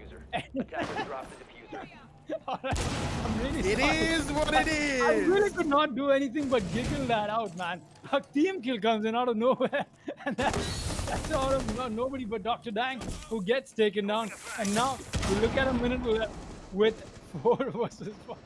Actually, you know what, Blackjack, just take the mic, man. I understand your situation. Ishan's been down in the meanwhile. Rattler's gonna get the Jaeger. That's QB taking out the board. A good kill, all things considered. And R6S is gonna take down Cruzy as well. The man was going for a revive onto Ishan, and Ishan, to his credit, is alive and kicking, but the drones are giving away his position. He's gotta watch below. Rattler is still down there, admittedly low on HP, but he is still alive and doing work. Let's be careful of the window of CCTV. Knows that the IQ is close by as the shots are being fired. He's going aggressive about this. Is that going to give away his position? It does, but the IQ survives that gunfight. But no, turns away at the last second. That's a little unfortunate, as another kill will be confirmed as the Ash gone, and another goes, as it's now all down to Jora. The last man standing. Red stairs hallway is his play area, and he's going to go for the vault. That's a big drop right there. And Shinra, the last man, he's got the diffuser going for the plant. It's not on default, Jora, but the C4 will be wasted. It's a 1v1, and it will go into post-plant. Can he find the ace before things get dire is the real question. Shinra peeking wide. Here's the SMG-11 coming out, but the shotgun needs to come out soon. Otherwise, the AK might just take the win. Damage is dealt, and it may yet be this buckshot play. Not quite. They're running around all over the place. But Shinra manages to get away with it. Not for long. Beautiful shot from Jura. The shotgun play comes in as he will be the one to take the round. Instant replay. Show us the clip, ladies and gentlemen, as Jura will win this 1v2 to keep the side of Monka in the lead. Beautifully done right there. A little bit of a ring around the rosy, but he chased that operator all the way to the end. And I guess at the end of the day, he's the one taking those plays. He denies the ace, he gets the clutch, and he puts Monka S back in the lead. That did not rhyme the way I wanted it to. I forgot my words right towards the end there. But, you know, forgotten rhymes and dead memes aside, we're going to be moving into Basement Church and Arsenal Room. From the side of the defense, Monkas, after that beautiful play by the man himself, will be high on their spirits and on adrenaline to make this work for themselves, as they simply have 2 more rounds of defense remaining on Clubhouse, and they need to make the most of it. They most definitely do, and this is exactly why I keep saying this over and over again, I guess. Last round, very evident of something I like to specify, that hey, when it's Jora playing, it's pure experience at work. We can see it, and we just did. A very good clutch coming in from the man. And just like Blackjack happened to say, making up for the ace denials that he happened to bring on for his teammates. I guess of sorts, but most definitely it was a round that Monkers needed to take, and he made that happen. A 1v2 done in a very good fashion as well. We got to see a very good take, the first kill towards the side of the red stairs with the Walton. Good timing all in all, good thinking from the side of Jora. It's one of these underrated plays that you happen to see come out, on these moments like these. Able to take advantage on the defensive rounds in the beginning on Clubhouse is what you need. And Jora set that up for the side of Monkas very well, looking to make that a little more of an advantage than it already is. 3-1, we've got round 5 underway. Not much once again, no spawn peaks, not in the early of the match, at least not yet. If we could take a quick look at the scoreboard, Aizen, there we go. Thank you very much. We've got QB on 5 frags with Jora on 5 as well. Buckinator with that 4. But hey, Rat's opening kill comes up from him. It's going to be QB getting shut down early on. Looks like Kira Esports might just be reading into what Monkas has been trying to bring out. But it's just more than what happens to meet the eye. It's Clubhouse. We've got so many intricacies that we're not really considering. It does come down to staying in that player's seat right now, just able to think through what exactly must be going through the comms right now. It's really going into that meme section. What must be going into that brain? But no, it's interesting to find out what must be going on between them on the team level. It's most definitely a very scattered environment right now for Kira Esports. We can see that 1-3 into round 5. First half looking very shaky. They're not giving up. They're relentless. They know exactly that, hey, we're able to put this up for a while now. We might as well be able to make amends for it and make the pushes happen when it comes down to the second half. Right now, that's going to be their priority, but also for the side of Monkas, watching these angles that they've made for themselves. This amazing setup that has come out from them, though. It's been a while you've seen stuff like this come out. And hey, this might just be the case for Rattler to walk away with the frag. Does he get the other one? No, Rattler does. Yes, he does. Jora goes down as well. We did see that last man come out towards him towards the end. 1 second there, but it won't matter. We got the refrag coming in quickly enough. It's all on the Lusty Boy and a 1v3, in fact. I still got the push-up from the side of blue. Does that information come out? Or does that not come out on time? He's still alive somehow. Able to just cut this through, and Rats, a very influential round for this man himself. Very sneaky plays, very true to his name. Just able to burrow down these very vulnerable spots of the defense, I guess. Able to cut that through, just able to get himself that advantage. Rats will be putting himself up and his team up 2-3 in this first half of the match. Round 6 will be underway. Let's see what the last round happens to hold. Oh, it is certainly going to be quite the exciting round. That much I can say without question. If these first few rounds have been any indicator, then we are in for a treat of a match. Similar to the first one, 7-4, that went the way of Valiance over Demon's Force. It was an interesting match and a fairly good one from both sides, more so from Valiance. Obviously, they were the ones who took the win. Similarly, this match is one that is, at this current moment, slightly closer to call than you would think. I say that primarily because, sure, it could go 3-3 or 4-2 for Monka S at this situation. And the way, the way Kira Esports' attack has been, it certainly is leaning a little bit closer to that 4-2 mark. The difference is Kira Esports going onto the defense will be more than aware of how Monka's playstyle is, at least on the attack. Monkas will be aware of Kira Esports' defense. They played each other before, of course. This isn't the first time these teams are meeting. They've had a history of sorts between each other in terms of high competitive esports Rainbow Six play. 5 seconds left. I tried to sneak in as many terms as I could, but at one point it became far too Attackers obvious. are moving out to Point of the locate matter bombs being, and defuse. when it comes to the top tier of play in the region, both of these teams have faced each other quite the number of times. Oh, Cruzy just hitting his own teammate with a goo mine. Not too much damage done. I believe that's only 5 health off of Lusty Boy. He's not even going to be remotely worried about that. 95 and 100 is the same to him at that point. But point notwithstanding, we have Rats once again trying to go for those early plays like he did in the last round, going for Garage, trying to see if he can find somebody on the oil pit corridor, and he could have, but not this time. I don't think so. I believe it was Joda, the man towards blue in the first place, and he's fallen back A bomb has towards been located. Church, just sitting around making sure that he stays alive. Shinra droning, and that's going to be QB droned out.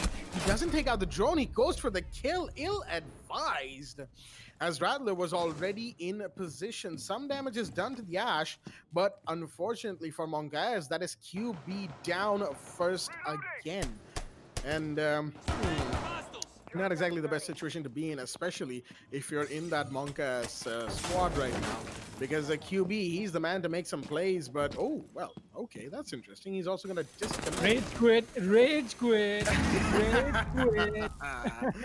Certainly not discounting that from the realm of possibility, ladies and gentlemen. It was a very interesting time to disconnect right there.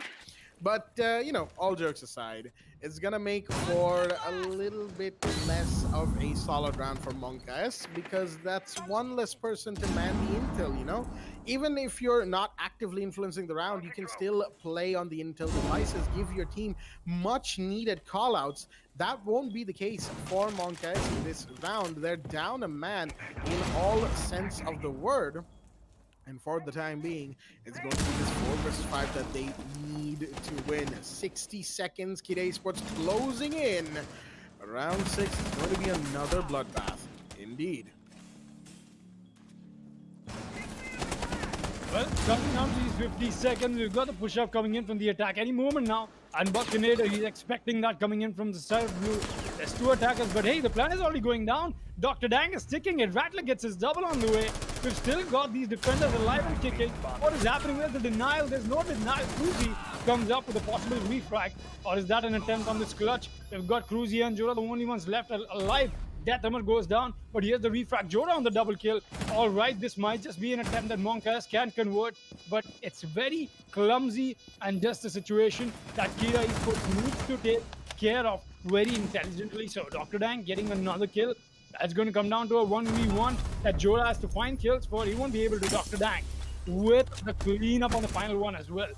Quick double kills coming in from the man himself on the Hibana to make sure that Kira Esports stay more than just alive and breathing. Bring in the equalizer. It's going to be 3-3. We'll be taking a quick look at that in the instant replay and heading to the second half. That's going to be round 7 that we'll be headed to. Let's see what these guys happen to bring out. And by these guys, I mean, obviously, both of these teams, you know, you just happen to come out to what we get to see from Monka S. In general, it's been a good first half. 3-3, not the best ones, but it's been a good first half. We'll be seeing as we happen to go ahead what can happen and what can things turn into. QB, fortunately, so is going to get in with his reconnection, so that means we won't be having any problems going into it. But is he still selected a little, maybe just a little unorthodox operator for his liking? It's usually the Ash that he happens to prefer quite a bit. Right now, that won't be the case. 30 seconds into the prep phase, we'll be into the second half. Let's see what these teams have for themselves and for us. I mean, obviously, they have all of this action here out for themselves primarily. They're playing to gain experience and to be a better team here in the top tier of the region. But it's entertainment for all of us. Let us not mistake that, ladies and gentlemen. As QB coming back into the lobby after an unfortunate mishap involving an SMG-11 and a Hibana in the hallway, is going to be given the Ying. As he came in the 6-pick phase, of course, tried to even 6-pick out of the Ying, but couldn't quite get it in time. That's why the man is going to be playing the operator with the Candelas, bringing in a little bit of a light show to this Monka S attack. Now, the real question is it going to be all lights and no substance, or does that style come with just a little bit of resistance against this Kira Esports defense? Is the question at hand. We're gonna have excuse me. We're gonna have some interesting placements of the air jabs from the Nomad. One on the blue stairs right here, as the 2 defenders are down on first floor in lounge. One of them will be seen, but Ishan's gonna take some damage, but will get the kill. He can't afford to turn around. That's a bad time to turn, as unfortunately that's gonna be, oh boy, Rattler's double kill, as he is the one to come in and get both Ishan and Jora. That's not a good trade for the side of Monkey's attack, mind you, because while the Zofia took the first kill, he tried to fall back, and then you had the return, the favor returned by Rattler. Oh boy, what a big pre-fire by QB. Oh man, you hate to see it as he's gonna go down. Shinra had plenty of time to confirm that one. As now, Lusty was gonna have to contend with somebody on a secret stairs. There is a Deathhammer in that position, trying to get the kill, but he's actually going to fall back all the way down to basement. He knows that he doesn't need to do much, as Lusty Boy thought about giving chase, but he won't. Cruising very close, actually, to sight. Oh, maybe taking out those bandit batteries might not have been the best idea. Sure, it opens up an avenue of entry for Lusty Boy, but that also gives away the fact that you, my friend, are on catwalk. Now it's going to be watched as Deathhammer is going to come in for it. But at least a hard breach will go through. A new angle could be opened up right now, and it will. Shinra, point of contention for the man, and he will go down. Lusty Boy takes the kill, 2 versus 2, as one entry is sealed off by Cruzy. Nicely done. Lusty Boy is a man with the diffuser. He could go for it, and I think he wants to, but no. Rattler from below is going to get the C4 done and dusted, as it's all down to Cruzy. 1 versus 2, full health versus Rattler, and a Deathhammer will be seen. Rattler takes the kill. SMG 11 for the man comes out again for the 3rd time in this round, I believe, as we will see in the instant replay. Monkey's attack is a very shaky start indeed, and I'm being informed that that was in fact the quad kill for Rattler right there. Well, congratulations to him. That's another non-ace in this match. Of course, I don't mean to poke fun of his skills, ladies and gentlemen. That was still a good run for him, and he made sure that Kira Esports stays on top of their game right now. They took the last round pre-roll swap, and going into defense, that is a strong start for the side of Kira. Not so much for the side of Monka S. Again, it all falls back to the fact that in that blue stairs window push, they took 1 body, right? And mind you, it was a very important body, but they lost 2. And then you had that whole thing with QB that I'm not even going to get into. That's a whole can of worms by itself. But point notwithstanding, it's not exactly looking too good. And oh boy, that's not going to look good either. That's Jora disconnected. Monkes, not exactly looking. At this point, they're not even looking all right, I'd say. Anyway, round 8 will be underway, and the site is a basement church, but I believe we all know the words I'm about to speak next, ladies and gentlemen. It is the SSG Roam strat from the side of Kira Esports' defense. Castle, you have the visual, you have the mute, everything in place, and the 8th round is underway. 5 seconds left before insertion. You know, just because you happen to point that out, Blackjack, something I really want to put out there is Kira Esports bringing out the TSM strat on Clubhouse way before the teams in our region were picking that up. So something I guess Kira Esports has been doing for a while is experimenting with strategies on Clubhouse. Most definitely, it's as we happen to see a different variation of the SSG strat, I believe, today. But then again, you know, you happen to think about it, you can call this a very normal roam strategy as well that is coming out. But most definitely, the nitpicks on the angles and whatnot, the reinforcement counts, the positioning and whatnot, everything does suggest what you just happen to talk about. We'll be headed onto the action phase. We've already got quite the party. QB, look at the bait and switch from the man. He just happens to come up with the ass shot on the soft wall, but the prone peak on the bathroom doorway. That was very well played. That was really a very simple thing to do, but a very clever thing that got in the first frag. No, that did not yet. Oh, that did. Shinra is the one who did fall. Buckinator, though, he'll get fallen down as well. Dr. Dang is the one who gets the first frag onto from the side of his team. But once again, you happen to think about this. Somehow QB comes out with these very bizarre entry fragging techniques that work. I guess that's how you define an entry fragger, right? He's quite literally fragging only on entry. But then, hey, you come out to this, 1 minute and 30 remaining Deathhammer. Once again, the refrag coming in onto QB. That's going to be, it is what it is, taken down. They still got Lusty Boy alive and kicking along with Cruzy. So, I know it's a little confusing. Don't get confused between Cruzy and QB. We did come down to that conversation before, but right now it's going to be him who's down. Cruzy still confirmed onto the death. It's all down to my man Lusty Boy who won't survive for long. Rattler, it's man, it just happens to speak confidence. You know, you happen to see a man come out with the SMG 11 long distance peaks. You know you might as well not want to take that gunfight. It came out to be in the presence and in the favor of Kira Esports once again, as they've most definitely turned out to take the second half of this match and turn it into their own stomping ground of sorts. That's what is happening. Monkas a little shaken over some disconnections that came in.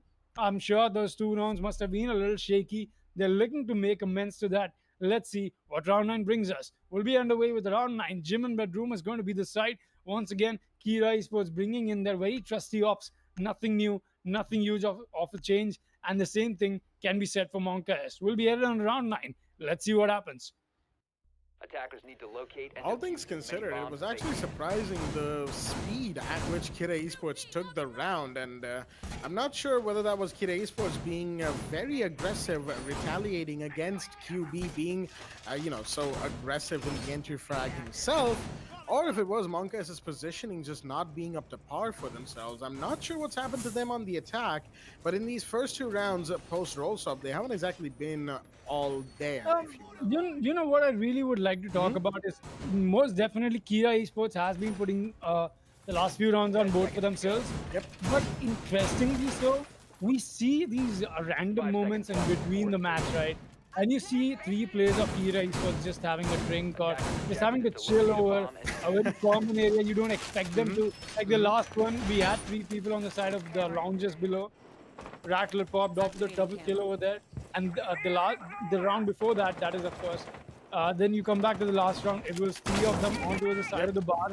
So Yep. Kira Esports most definitely a very weird positioning of sorts, but hey, somehow it's working out for them. That's true.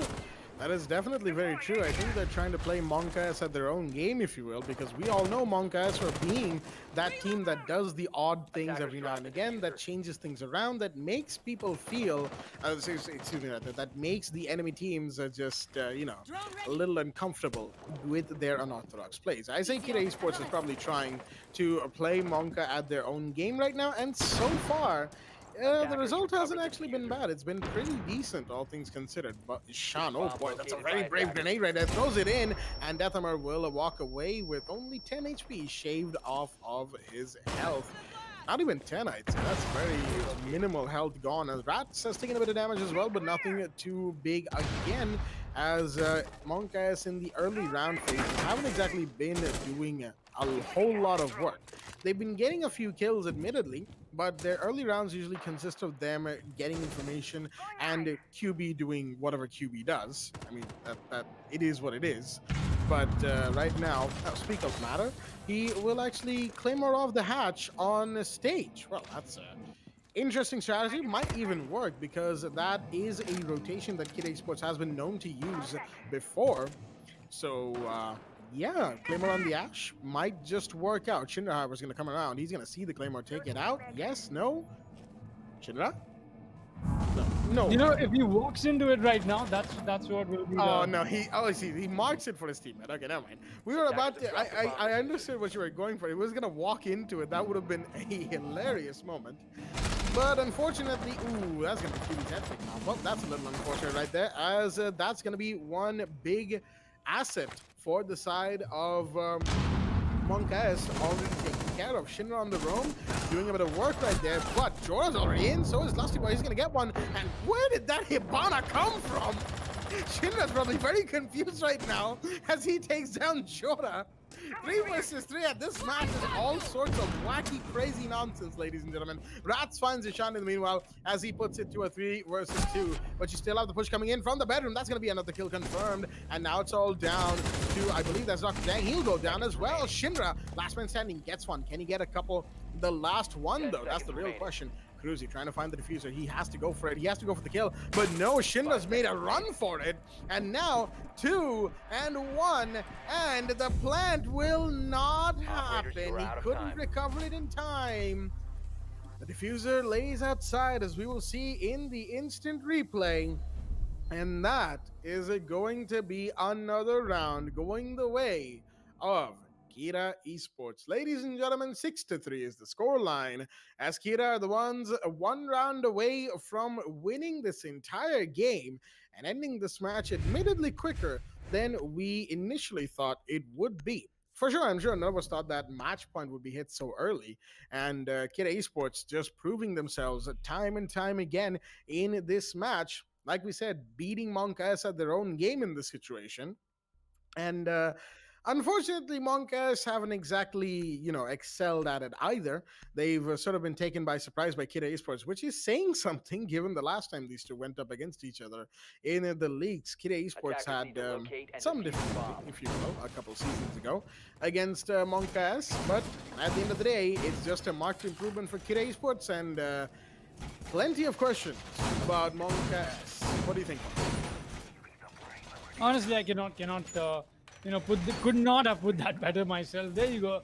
Very evidently, I could not have put that better myself because I'm fumbling on my own words. But no, you come back to this, the 6-3 ratio that we are getting to see right now. It's most definitely a very weird but expected outcome, I would say, because you saw Monka struggling to make, just make space for themselves, just push through Kira Esports after the first half came towards the end. Or in fact, even after the first 3 rounds, we saw Kira Esports walk away with a 3-3 into second half, and now they're just able to take advantage of being on the defensive side, you might say.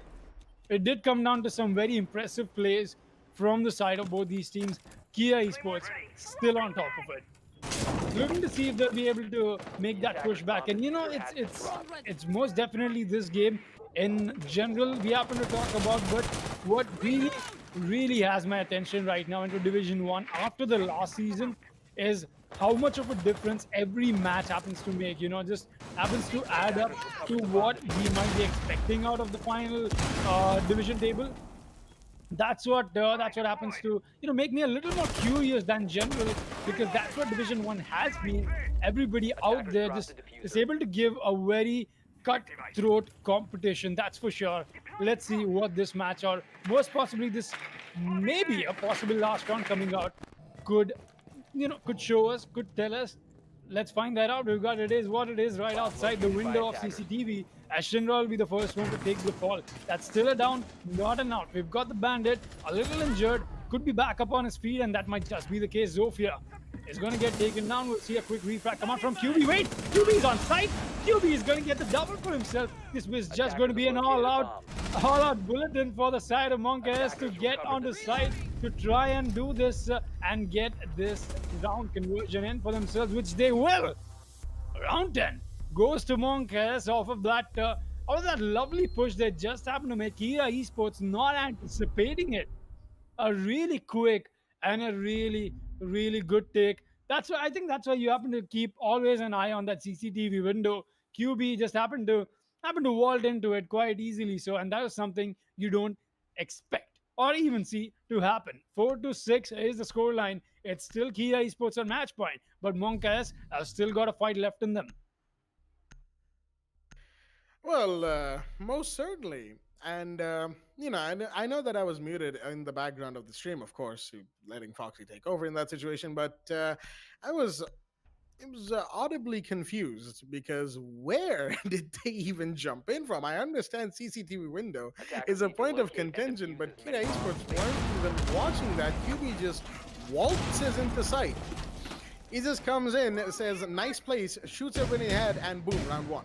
That is a big thing for the side of Monk S, and a good way to sort of show that they're not quite out of this yet. And this round is certainly no exception, as we have Ishan, interestingly enough, bringing out one of my favorite opportunities in our game, Fuse, making his appearance, the rare appearance that he does make when it comes to the top tier of the divisions here in the WD BLACK Esports Club Pro League for Rainbow Six Siege. But all things considered, I kind of get it. Cluster charges are very good for utility clearance and just making the defenders on basement, fall into positions that are more suited for attackers to take advantage of. His AK-12, as we've seen evidenced by Ace, who later got hold of it when he came around in Operation Steel Wave, is a absolute beast of a weapon. Highest damage output in the entire game when you factor in all of the things, and then you have the secondary hard breach that Fuse was given as of recently. Now, I don't necessarily agree with that particular use of the secondary hard breach onto Dirt Wall, but then again, you have the Hibana and there are no Kaid. There is no Kaid, only the Mute who could deny your breaches. And Impact Tricks can, of course, be baited out with firing only 2 Excalibur pellets instead of all 4, saving yourself a ton of resources off of that. But Rattler's going to find one. That's Lusty Boy off the board. A big drop comes in as the Zofia will be the first one to fall. And was that well done? That was a kill on Logistics Hats. That's not something you see every day. And a Shan will go down as well as Shinra takes that kill. Big drop once again. Rattler taking a bit of damage, but he is more than safe in his position. And here we have QB again. He's going to see the Melusi, but Dr. Dang will in fact do damage back and get the kill. Somehow dipping and dodging between the bullets. It is Dr. Dang, the one to retaliate instead. And would you look at that? Pitch and Hatch has to reach. Deathhammer comes in, but he will go down instead as the Hibana takes one. Can she take 2? Not quite. The castle, Shinra, is still alive. 4 versus 2. And the only defender bodies so far to be dropped have been, well, the Vigil, and now Rattler will join him. But you still have Rats up on second floor to make this round count. Shinra, meanwhile, he's going to see the likes of the Hibana do some damage to the man, but Jora is more than healthy in this situation. So is Cruzy, of course, but Rats is still above, mind you. He is still on second floor, ready, to make these plays. Cruzy, in the meanwhile, will seal off main stairs with an air jab as Jora sees the shots coming towards him. Can't quite get the angle there. Fires a little back. It's a bullet trade. It is quite literally a bullet trade as Rats in the meanwhile will take a kill onto Cruzy. Big drop again as 3-1 is the scoreline in the man count, of course. Rats, he's trying to see if he can get one, and he will. Beautiful shot right there. Jura will be the one to fall, and Monka S will also be the one to fall. Kira Esports throwing down and winning against one of the titans of the region. Monka S are not your winners, ladies and gentlemen. It is going to be Kira Esports taking their first match of the Esports Club Pro League Season 4, 7-4 over Monka S. 13 kills to Rattler as well. A brilliant performance from Kira. Not so much for the side of Monka S, all things considered. They tried to be their usual selves right towards the end, but as they say, it was too little too late, and they couldn't quite save the round. Maybe that could be a new username idea for QB if he's watching. Of course, it is what it is, and then it's too little too late. Who knows? It could happen. A couple seasons down the line, I'm not sure. But anyway, point at hand, ladies and gentlemen, we are done for all the matches of the day as well. Nice and quickly, all things considered, as I don't think anybody was quite expecting a 7-0 in the middle. That definitely took everyone by surprise, all things considered. But of course, we're not quite done with the match at hand. We'll be going in to relive the moment to talk about the match that we just had between both teams. And I have to ask Foxy, oh boy, any idea what Monkas was going through today? It would have made so much more sense if you would have asked me any idea what ESM Elite is going through today. But yeah, no, I'm gonna roll with Monkas for now because we are reliving those moments. It did turn out to be a very Monka-esque influenced, I would say, round or match for that matter. In the starting, it was a Monka-esque taking match. I thought for sure. But then again, at least for me, from a viewer's perspective, just happening to see these players play for quite a while now, it most definitely is a treat in itself, able to see these two teams go against each other, leave alone who happens to come out as the victor. But yes, adding to something you happen to talk about, Monkas were not feeling it after a while. We could see that. I think Kira Esports did a good job of taking advantage when you saw Monkas just fumble a little bit with the disconnections coming in for 2 rounds. That was the time Kira Esports definitely put in a lot of work. They just made sure that they're shutting down Monkeys. That and this clutches, these attempts that came out from the side of Monkeys most definitely made us believe that hey, they're here to take this match for themselves. They are here to cement themselves even further into this league and into this division for that matter. But hey, it's okay. I guess they just had a bad day, and just like you happen to talk about it, Blackjack, Monka has happened to be one of those titans of a team in this region. I wouldn't say less for Kia Esports either. A team good in its own right, most definitely. A team that really needs to, that really has, in fact, put out the best of their performance today, and they are enrolling and listing themselves already for that final spot or the champion spot for the taking. But hey, every team out there, let me just tell you this: Union Gaming has won 7-0 today, so you might really need to work on your numbers as to what you're expecting out of this season and out of your team into just setting your goals right. And yeah, and that is that. I guess that is quite the stuff for one day to take for me, if you'd ask me. Division One, starting off in season 4, not what I was expecting. Definitely a new breeze of energy. So many new things, so many new little things I got to see change from the way teams happen to play.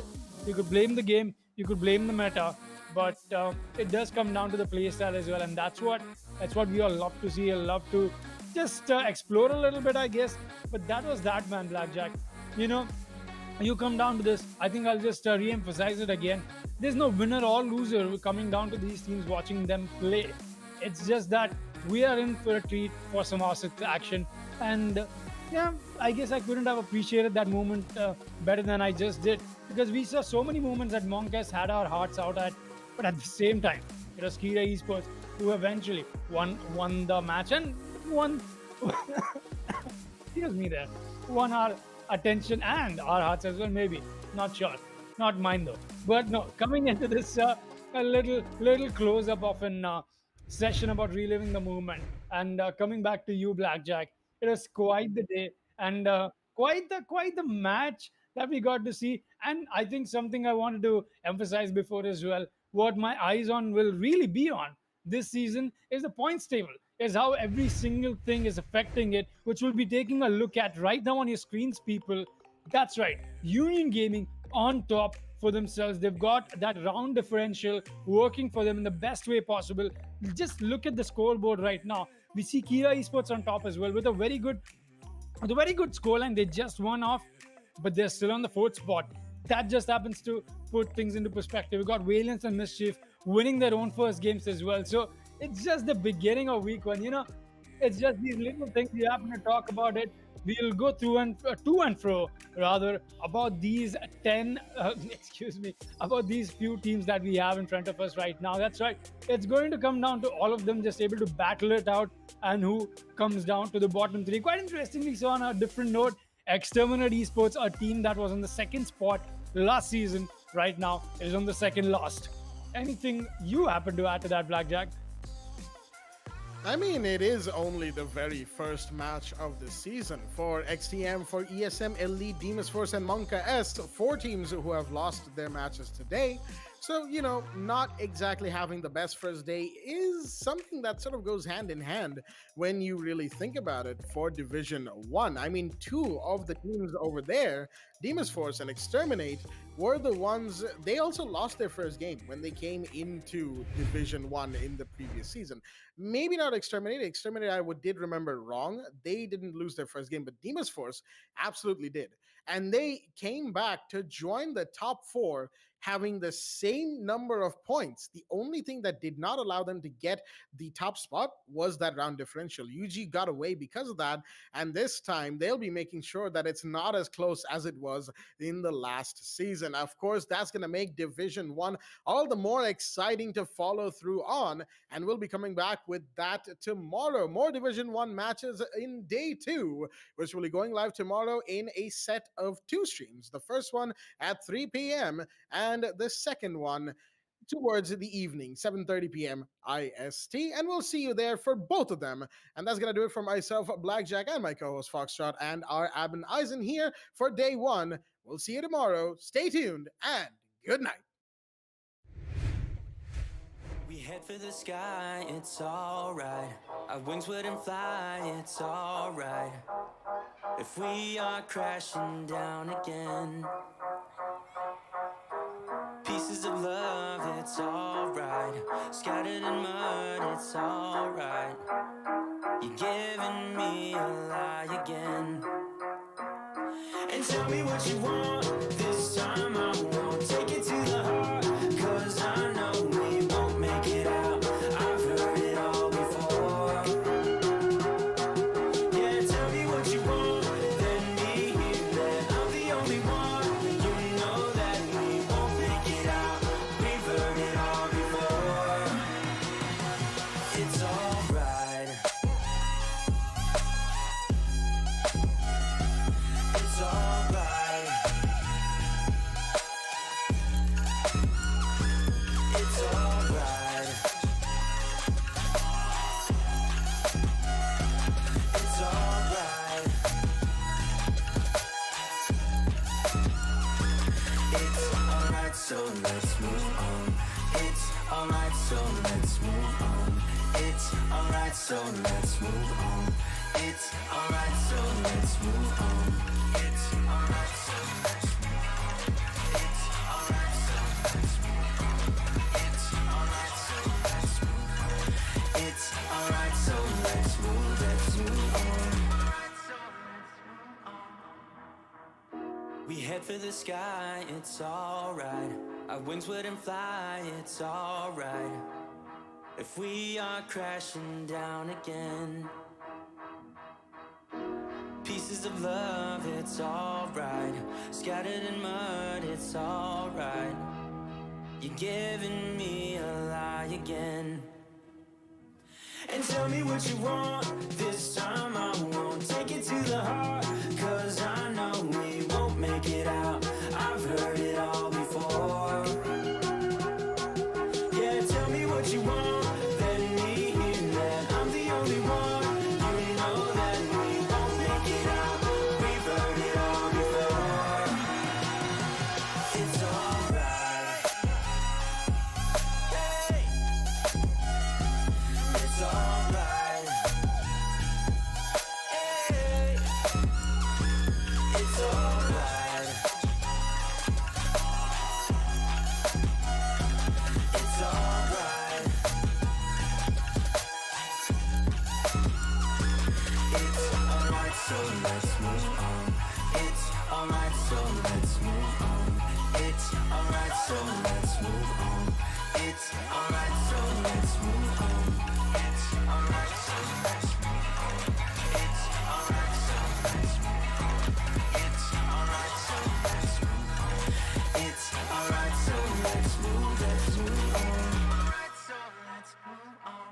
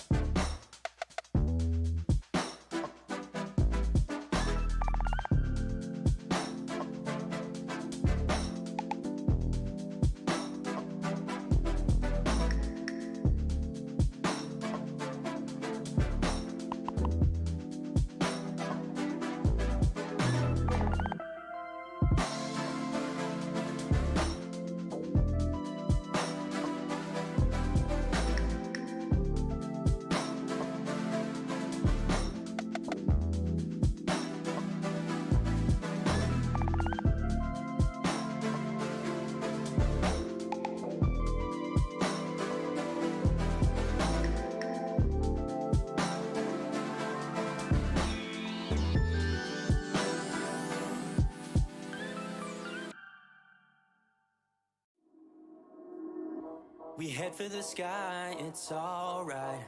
Our wings wouldn't fly, it's alright. If we are crashing down again,